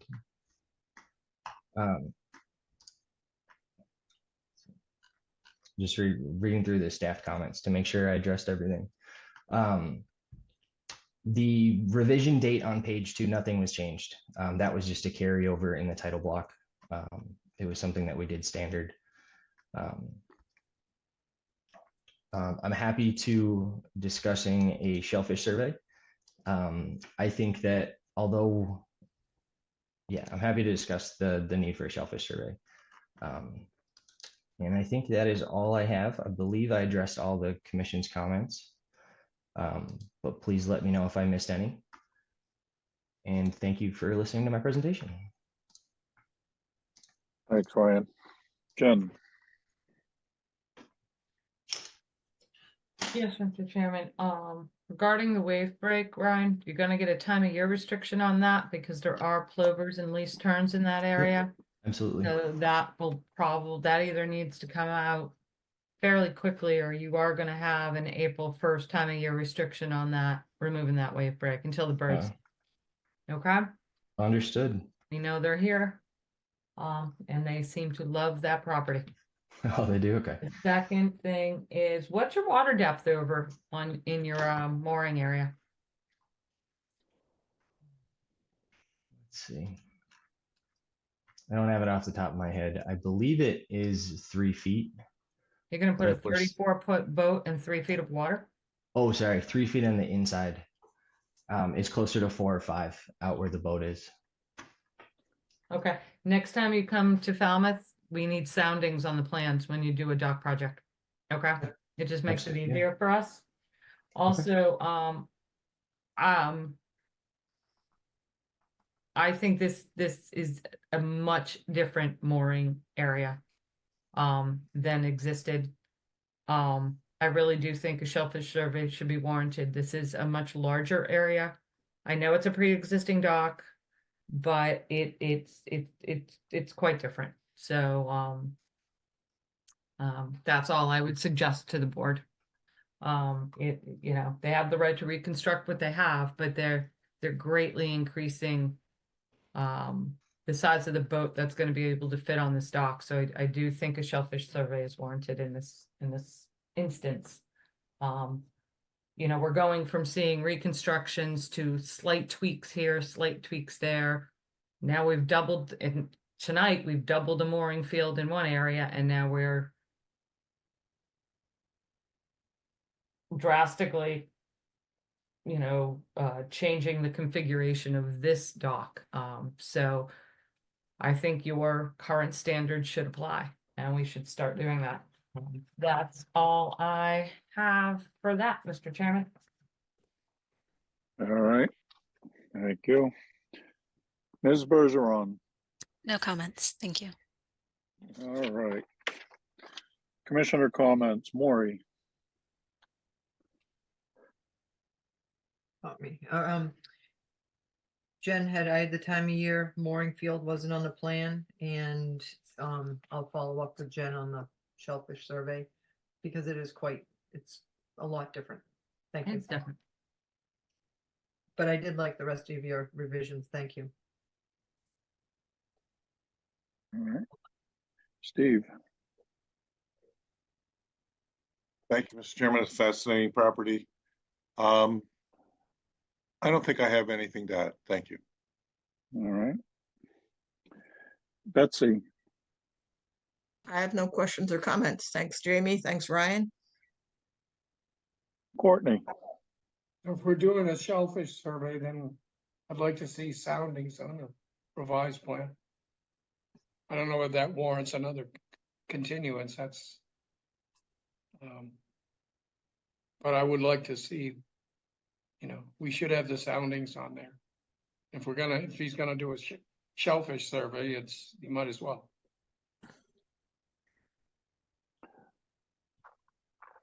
Jen, the shellfish survey, that was on a staff report, correct? It was on a staff report, Mr. Chairman. This board will usually allow a dock to be reconstructed in its same footprint.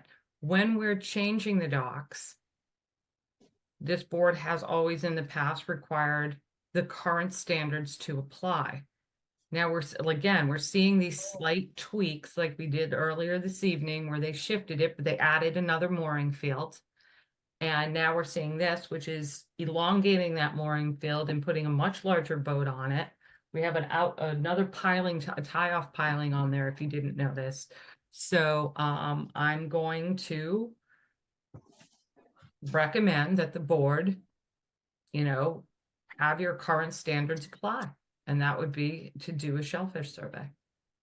This isn't just a reconstruction. They're changing the configuration of this dock.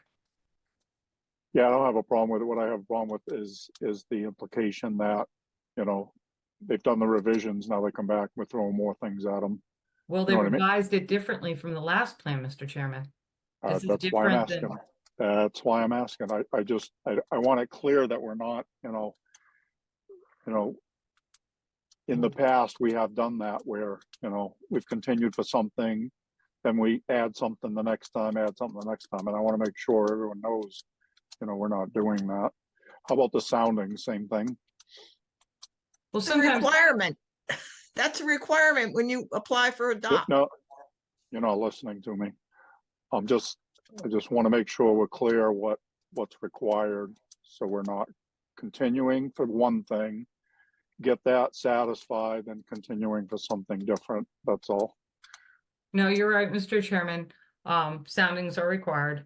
But in this case, and I think you understand that, this is different than the last revision we Even the saw. last one, right? Yep. So we're Okay. just responding to the continually changing plans. We're starting with a new plan, so to speak. Yeah, basically we are. Okay. All right. So, okay, so I'd agree with you. I think we should do the soundings. We should do the shellfish survey. Let me finish with the commissioners and then, to see a couple hands up. Kevin, I think everything that I could think of has already been said. Thank you. all right. Maury, With the time of year restriction on doing the, pulling out the breakwater, the break, obviously it's doing the shellfish survey and all that's gonna take time, which means they're gonna miss the window for pulling out the break. Am I correct? I'm just looking They'll at, miss the window until the birds leave. I mean, Yeah. they'll have a time of year restriction from April 1st to, end of June, is it? Alyssa, help me out. I mean, it would probably be to the end of August, Yeah. but if they are contracted with a bird monitor, we could add a provision that if there are no birds within a certain amount of time, they could do the project, during the summer if no birds nest there. Okay, I was just making sure that I understood that that will get bumped further out as well. It may get bumped for the fall, but as Alyssa said, we can put a provision in there that if they work with an entity like Mass Audubon, if there's no birds present in the area, they can go in and work. There is a way to maybe make it work. Okay, that's all. Correct. all right. Any other commissioner comments? All right. Ryan, do you want to add anything at this point? No, I don't. I think that everything I've heard so far has been reasonable. Excellent. Jen, is there anything in the public chat function, please? Nothing in the public chat on this one. Ryan, how long are you gonna need to do shellfish survey? That's a great question. Let me look at our Um, calendar for you. Yeah, I'm gonna need to figure out who has availability as far as the shellfish survey, and when we can get out there. So if we could, I think the date was the 20th of March. Let's start there, and while I try to figure out when a shellfish survey can get done. I think that's reasonable with the knowledge, Mr. Chairman, that if they can't get it done by obviously getting us something in by the 13th, that they're gonna have to continue it out. Okay, Understood. okay. I know how. All right. yeah, Okay. All right, Ryan, you get the 20th. You know how unreasonable I am. Are we clear on what we're looking for? We're looking for the soundings. And the shellfish We're survey. looking for the shellfish survey. Right? Say that one more time, Jamie. Yeah, the shellfish survey. All right. So Ryan, you have a request for us? Yes, I'd like to request a continuance to March 20th, please. Thank you. I make that as a motion. Third, second. All right, we have a motion and multiple seconds to continue this until March 20th for the purposes of soundings and a shellfish survey. Whatever. All right. Anything else? We're voting on the continuance. Betsy, Gladfelter, aye. Courtney, Bird, aye. Matthews, aye. Kevin, Brian, I. Maury, Hawks eye. Steve. And It is unanimous. We have continued this until March 20th. Thank you, Ryan. Thank you, Thank you. Ryan.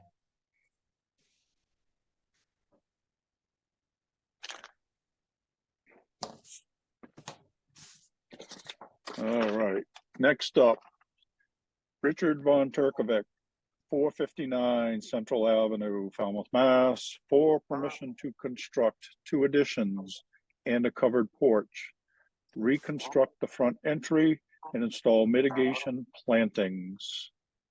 Jen, Yes, Mr. Chairman. I have promoted Mike Pimentel up. JC Engineering? JC Engineering, yes. Thank you. I can't grab I don't know where my plan is right now. I'm buried somewhere. JC Engineering to present his project. Mike, all do you right, have before a, you, excuse me, quorum is everyone, as this has not been opened.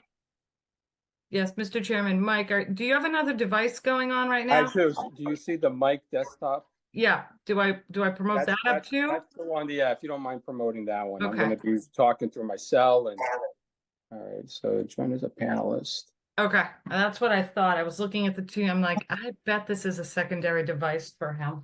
Yep, and we also have the applicant on as well. Do you want me to Richard, promote them up as well? if you don't mind, yes. No, not at all. It's their hearing. All right.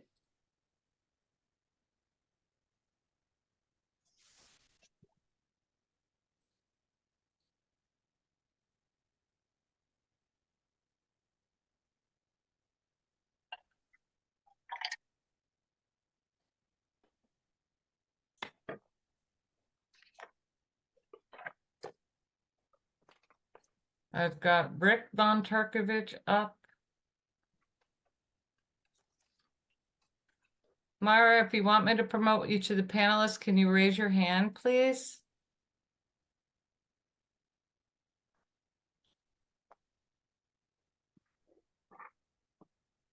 Nope, declining to be promoted. I've got Mr. Von Turkovich up. Good evening, everyone. All right, who's beginning? That would be me. And if I can share my screen. Yes, sir.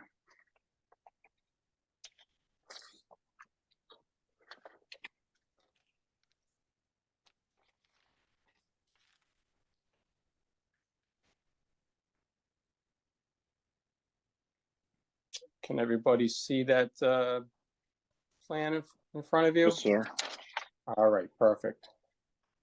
All right, so for the record, my name is Mike Pimentel. I'm with JC Engineering, representing the applicant here with a project that involves the construction of multiple additions to an existing single-family home.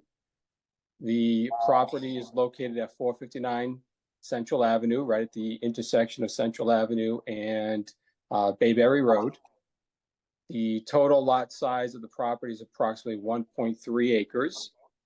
And we have the existing home that's located here in a purple color right here that's shaded. And the house is located within land subject to coastal storm flowage, zone AE elevation 12. And there's also multiple resources that are on the property. I'm going to start off over here with the edge of the salt marsh. And then we also have a BVW that's located here in orange. And finally, we have a coastal bank that's located here in a bluish purple color.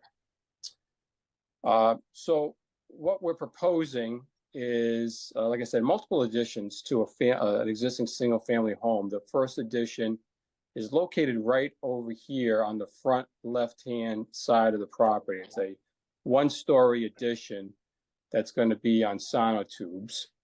And then we also have the expansion of an existing stoop with a proposed covered entrance and stairs that is located right in here. We also are proposing a proposed covered porch that's going to be located here in the front right-hand corner of the property.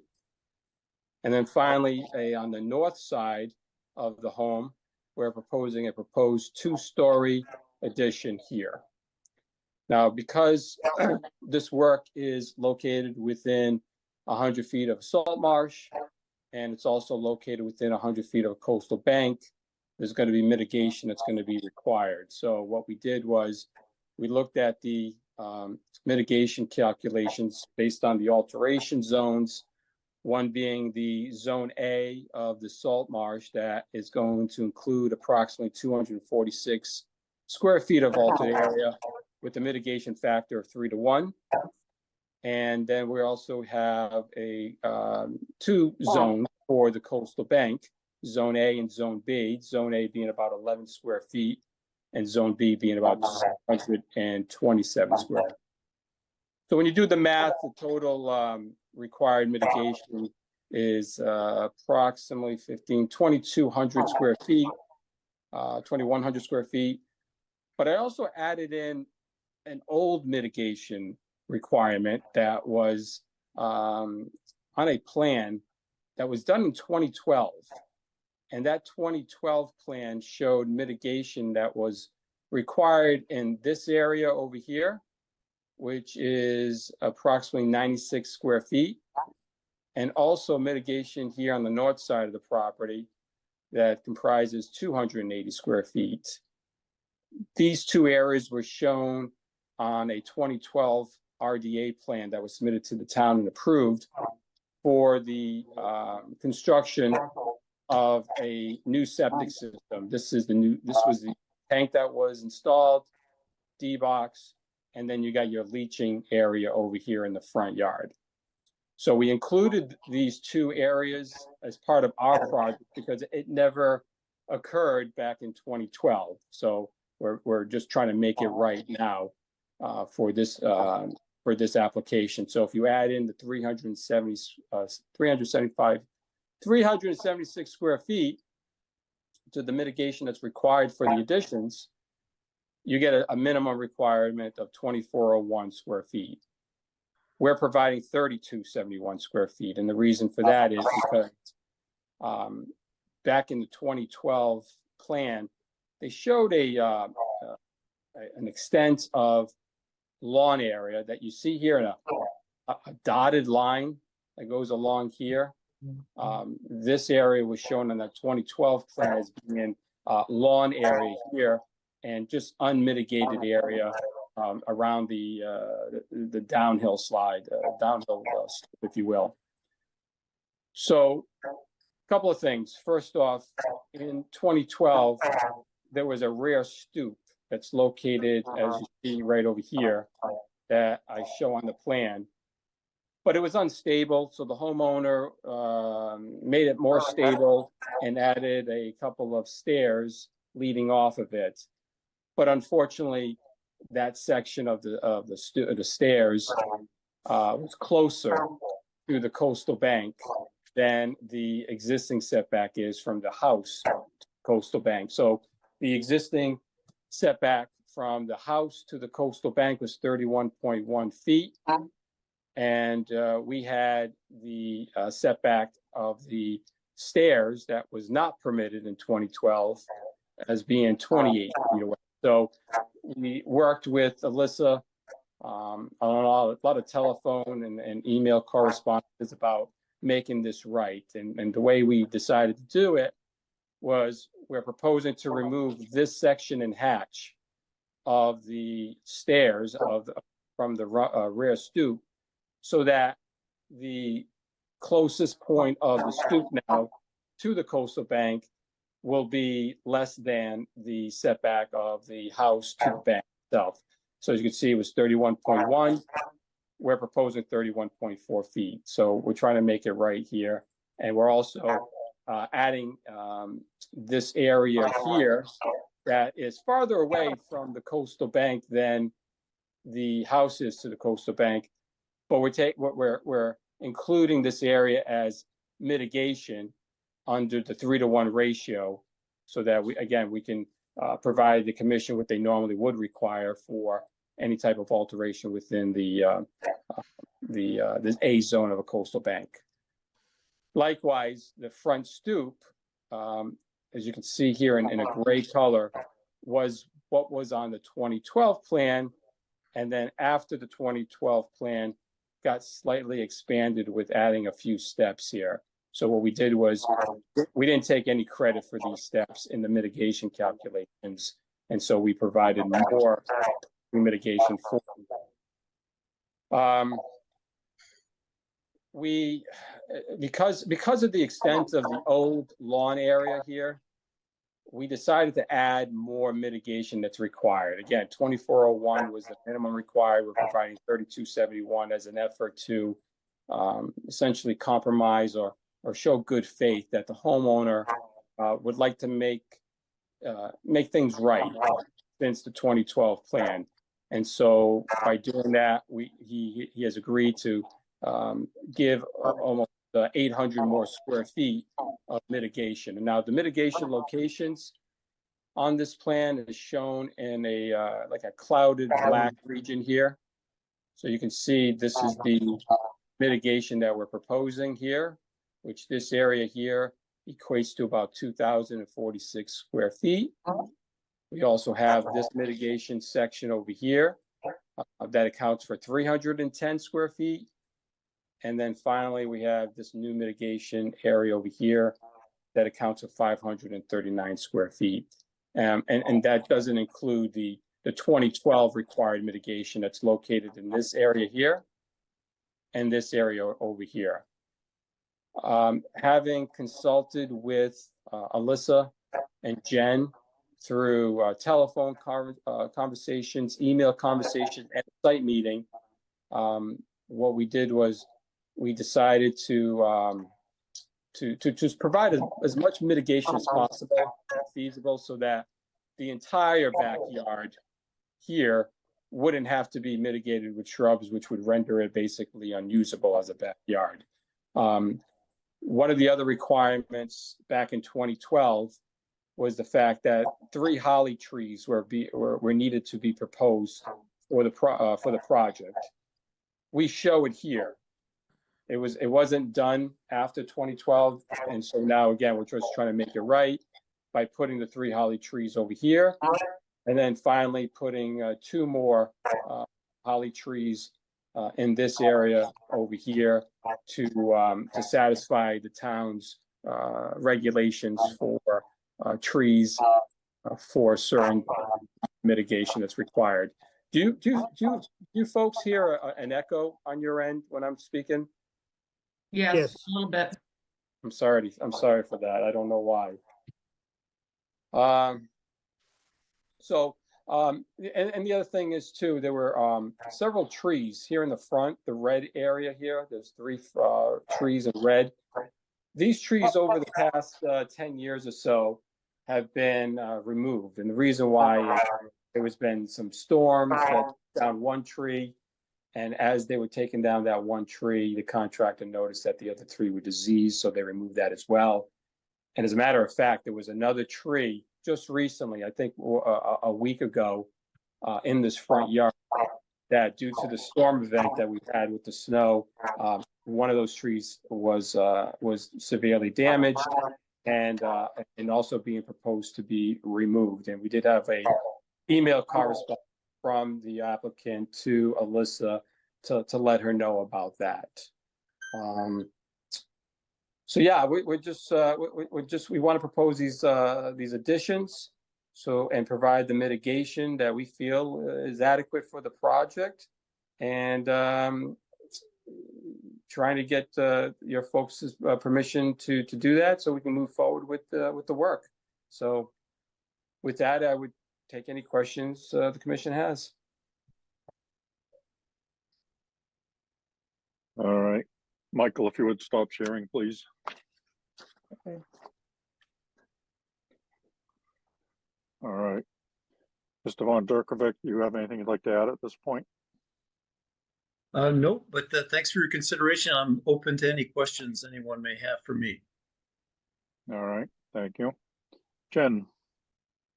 Yes, Mr. Chairman, we've been working with the applicant and Mr. Pimentel for a few months now regarding this project to try to get it buttoned up for you. We don't have any, the only concern we have is the placement of some of the trees, but we discussed it at the staff level, and we can work with the applicant when it comes time to plan to find a suitable location for them so they're not overcrowded or underneath an existing canopy. So other than that, I don't have any comments or questions. All righty. Ms. Bergeron. No comments, thank you.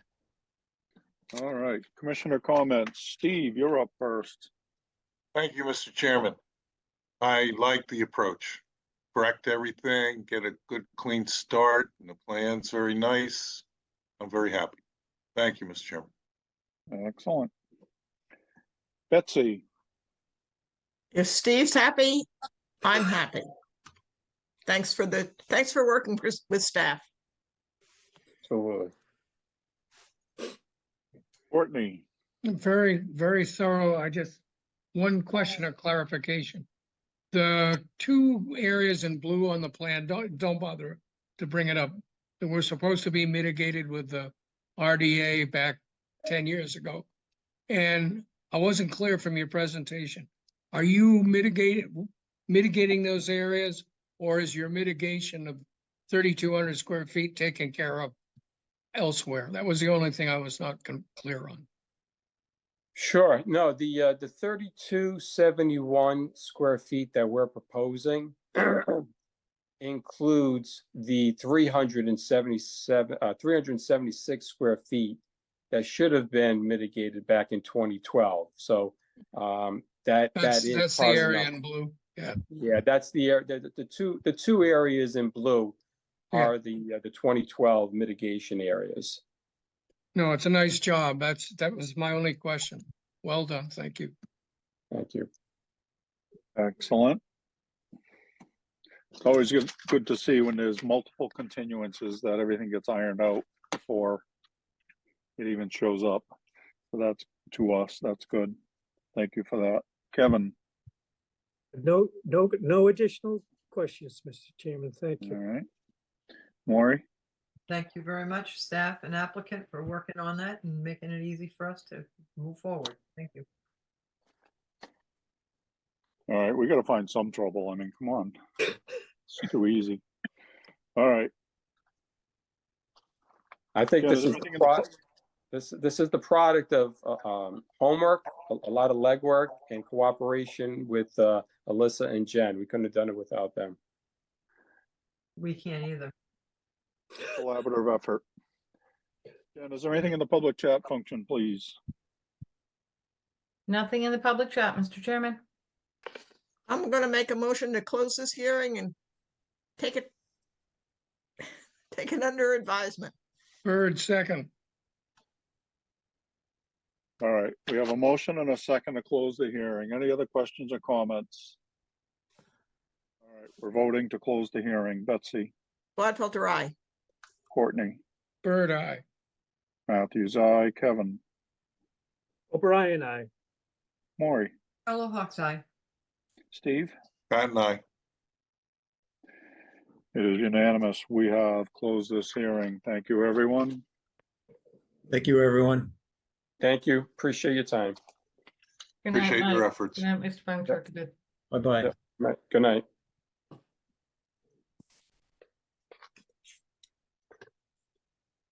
All right, next up, request to extend an existing order of conditions. Nicholas and Louisa Diazo, 105 Meadow Neck Road, I assume, Falmouth, Mass.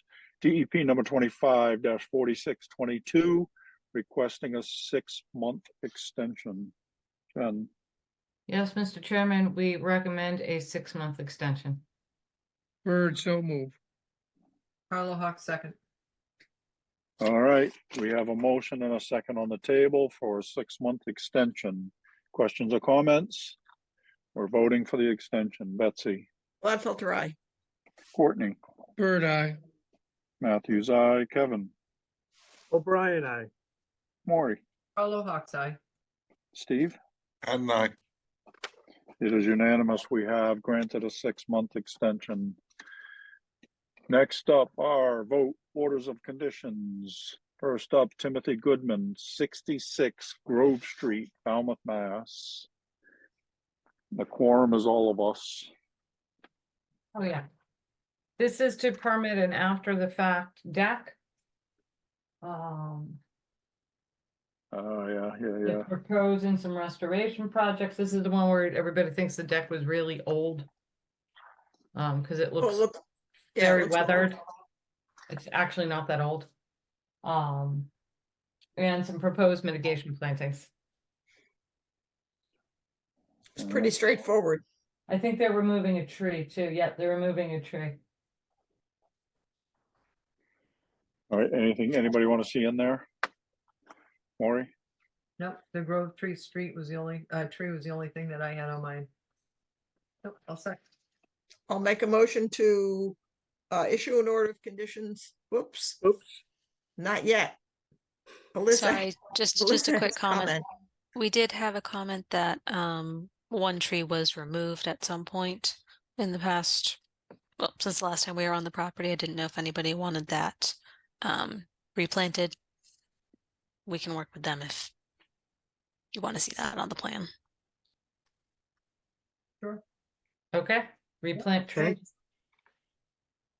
And then we have restoration plantings. Okay. I'll make a motion to issue an order of conditions as further discussed. Third, second. All right, we have a motion and a second to issue an order of conditions. Any other questions or comments? All right, we're voting to issue an order of conditions. Betsy, Gladfelter, aye. Courtney, Bird, aye. Matthews, aye, Kevin, O'Brien, I. Maury, Hello, Hawks Eye. Steve? Matt and I. It is unanimous. We have issued an order of conditions. Next up, the 68 Loop Road Nominee Trust, 68 Loop Road, Falmouth, Mass. Yes, this one is a raise and rebuild. They are putting in they're putting in a D-night? I don't think so. Yes, they are, Nitro. Oh, they are? Yeah. Okay. Yeah, Yeah, the D-night. Mitigation. They proposed 6 trees. I think Betsy, you wanted to see 10. They're taking 10 trees out, Yeah. including big trees in the front. we should put 10 back in. That's what at least 10. It might be kind of crowded, but we'll try. Yeah. With the hollies, that was the question, were the hollies included? Well, even if they were, if they're big tree like hollies, they're big. They're functioning as trees. The other question was removal of the bamboo along the property. Yeah, I'm line. getting to the bamboo, Courtney. I'm trying to figure out with the space that they have.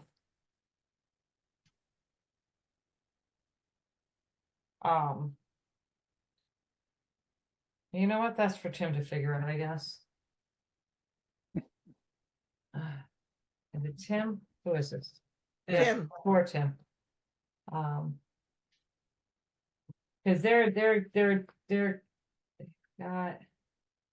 got 20 feet, 15 feet, 10 feet.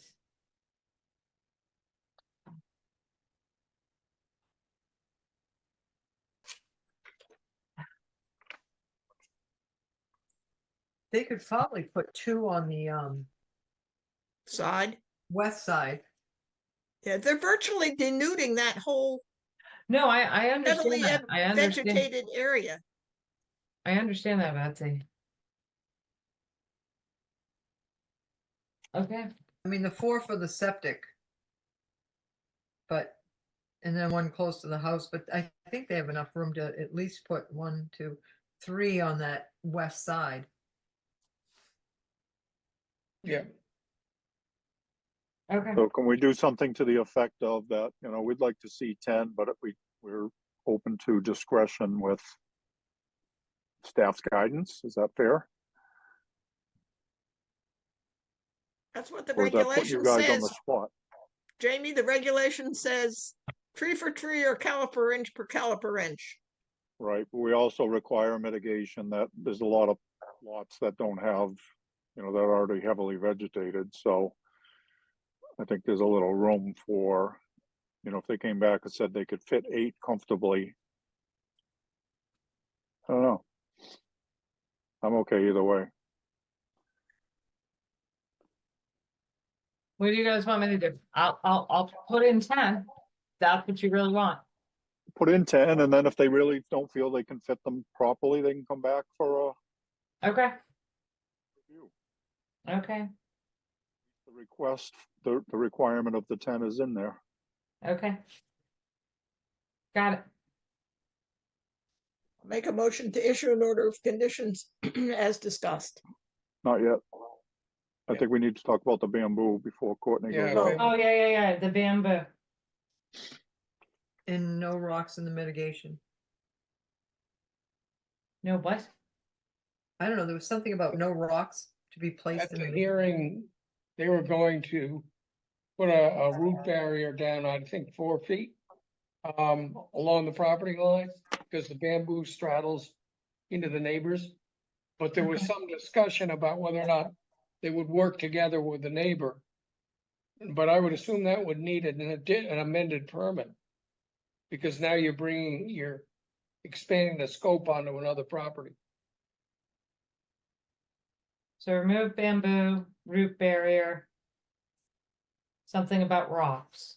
Yeah, I just have it on my thing, no rocks in mitigation area. I don't know. Well, what- look Yeah, back. in the mitigation area, there's almost like a maybe homemade little retaining feature someone made to delineate. Maybe they used to sit back there. But there's just a lot of little rocks that I think are going to impede the new plantings. So might as well Remove scoop them them. out of the area. And and- just to go back to the bamboo, so they're removing that chunk that's right next to the house. It has Yeah. spread into, towards the resource areas. They're not proposing a full invasive species removal project, like to treat all of it. I think they're just looking to target that one section. So I think it will recolonize at some point, but I do think a root barrier would be prudent too, just to keep it off at least one property in that area. But I don't know what it will do. If you leave any of it, it'll come back. And it'll spread Yeah, next you gotta go door. down 4 You gotta go down 4 feet with a root barrier, but they should.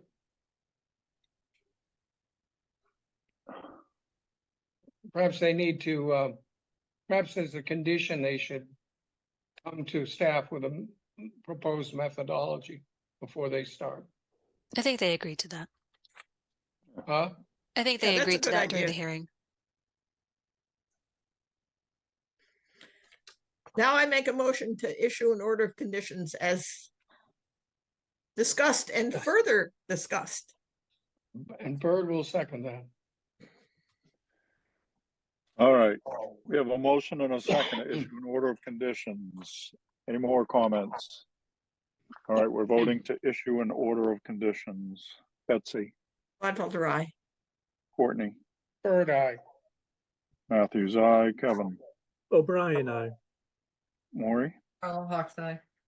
Steve. It is unanimous. We have issued an order of conditions. Next up, Andrew and Laura Dearman, 41 Madeline Road, East Falmouth, Mass. And again, the quorum is all of us present.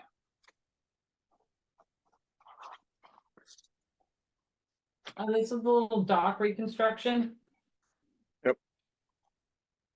I have a note to gravel area needs to be removed or mitigated. Yep. And I think they said they have a chapter 91. I think they provided that. I can't remember if they sent it in already. Okay. And then I have low profile lighting. Yep. More, Down right? lighting, yeah. Yep. Okay. And they have to add the salt marsh to the plan. Add salt marsh. Whose plan was it? For Sally's, Mike's. Weren't there 4 trees? It says add 4 trees to plan on my notes. Yes. Okay. Buffer planting for gravel edge, 4 trees, chapter 91. Floodlight at water to be removed at the water's edge and downward lighting, and that's all I have.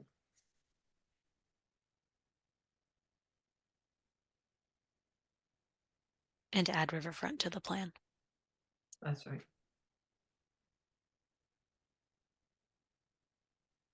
All right, Yeah. anything else? Got it. Okay. So I have a question. I So I'm may just- have an answer. Well, you would be the one to answer this. So I'm just looking at Google Maps, but I'm looking at where that 41 is and where the property lines are. And the back property line is well before you get to the dock. So I'm just wondering who owns the land where the dock is.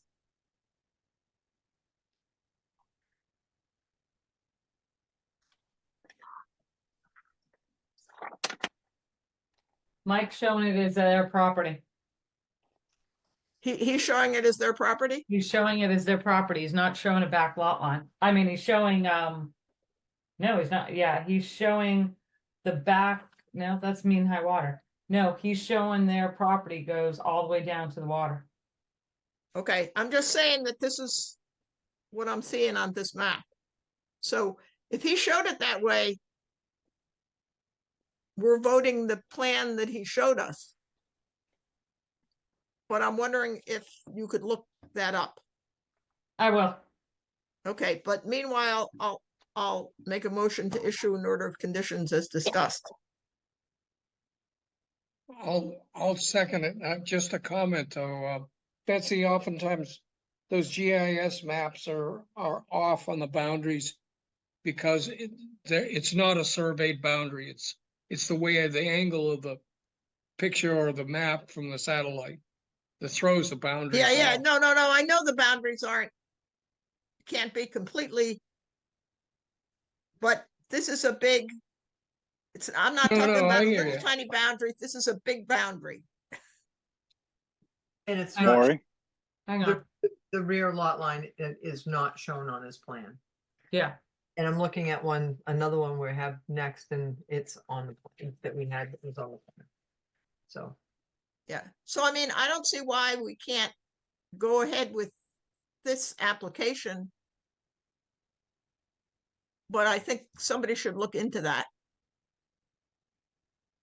yeah, and the chapter 91 license might help when we get that as well. So I'm looking at the near map, property boundaries, and it shows it going right to the water, Bets. Okay, So you're looking at Google Maps? I'm looking at Google Maps. All right, we'll check GIS, but near map, let me go into GIS real quick. No, I can't get onto GIS. Yeah, I can. Hang on. Let me look on GIS just to make sure. Hang on, guys. I'll do this as fast as I possibly can.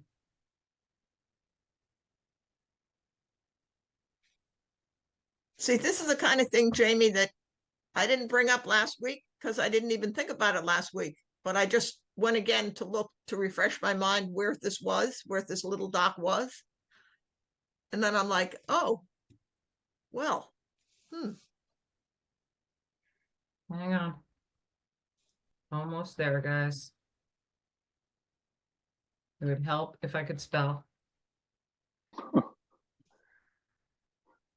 What, can we help you? No, Betsy, it's showing it to the water. Okay, great. Okay. Yep. So if it wasn't clear that I seconded, I'll make it clear I'm seconding. I got you. All right, so we have a motion and a second to issue an order of conditions. Any other comments? All right, we're voting to issue the order. Betsy, Gladfelter, aye. Courtney, Bird eye. Matthews, aye. Kevin, O'Brien, aye. Maury, Hello, Hawkseye. Steve? Patton, aye. It is unanimous. We have issued an order of conditions. Next up, Matthew and Finola Cox, 32 Sycamore Street, Falmouth, Mass. And again, the quorum is all of us present. This is like landscape improvements and deck improvements, so they are removing the existing deck and constructing an addition. They're removing the front stoop and doing a farmer's porch. They're adding a back stoop. They're adding some stepping stones from the shower to the back stoop.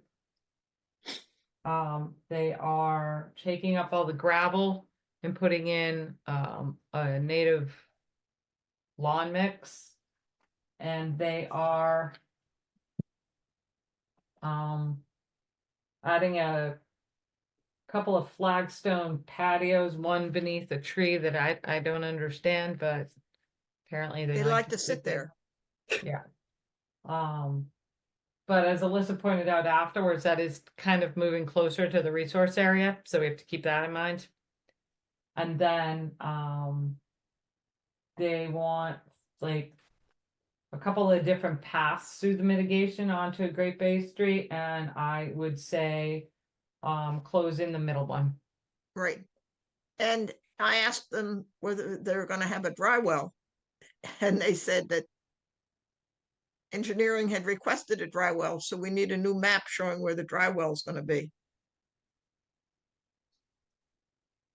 So what about that little sitting area that's moving closer to Great Bay? That was not there previously. They created that. But it had been gravel. It had been a gravel. It had all been a gravel. I don't think it was gravel in that area, Betsy. It's a bad But- precedent.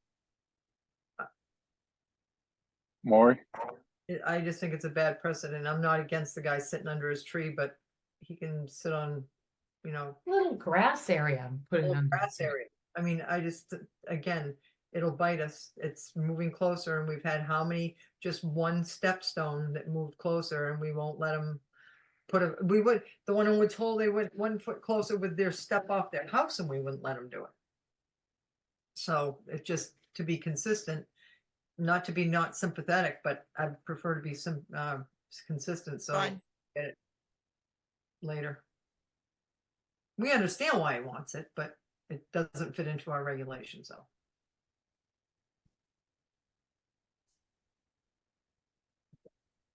And that's all I had on mine, was the patio.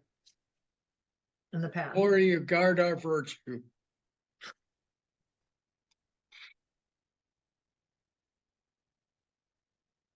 We can make a thing where we can have him put like a little grass area there, and he can put his table there. Yeah, that's fine. Yeah. I'm not saying it has to be all plants and he can't sit under his tree, but Yeah, make a grass. Yeah. works. okay. I'll make a Anything motion else? to issue an order of conditions as discussed. Bird second. All right, we have a motion and a second to issue an order of conditions. Any other comments? All right, we're voting to issue an order of conditions. Betsy, Gladfelter, aye. Courtney, Bird eye. Matthews, aye, Kevin, O'Brien, aye. Maury, Carlo Hawk's eye. Steve? Patton, aye. It is unanimous. We have issued an order of condition. Last motion, who wants it? Make I'll make a motion to adjourn. Patton, Second. second. Gladfelter, aye. Bird eye. Matthews, aye. O'Brien, aye. Carlo Hawk's eye. And Patton, aye. It is unanimous. We're adjourned. Last- Thank you, Last everyone. but not least, Steve.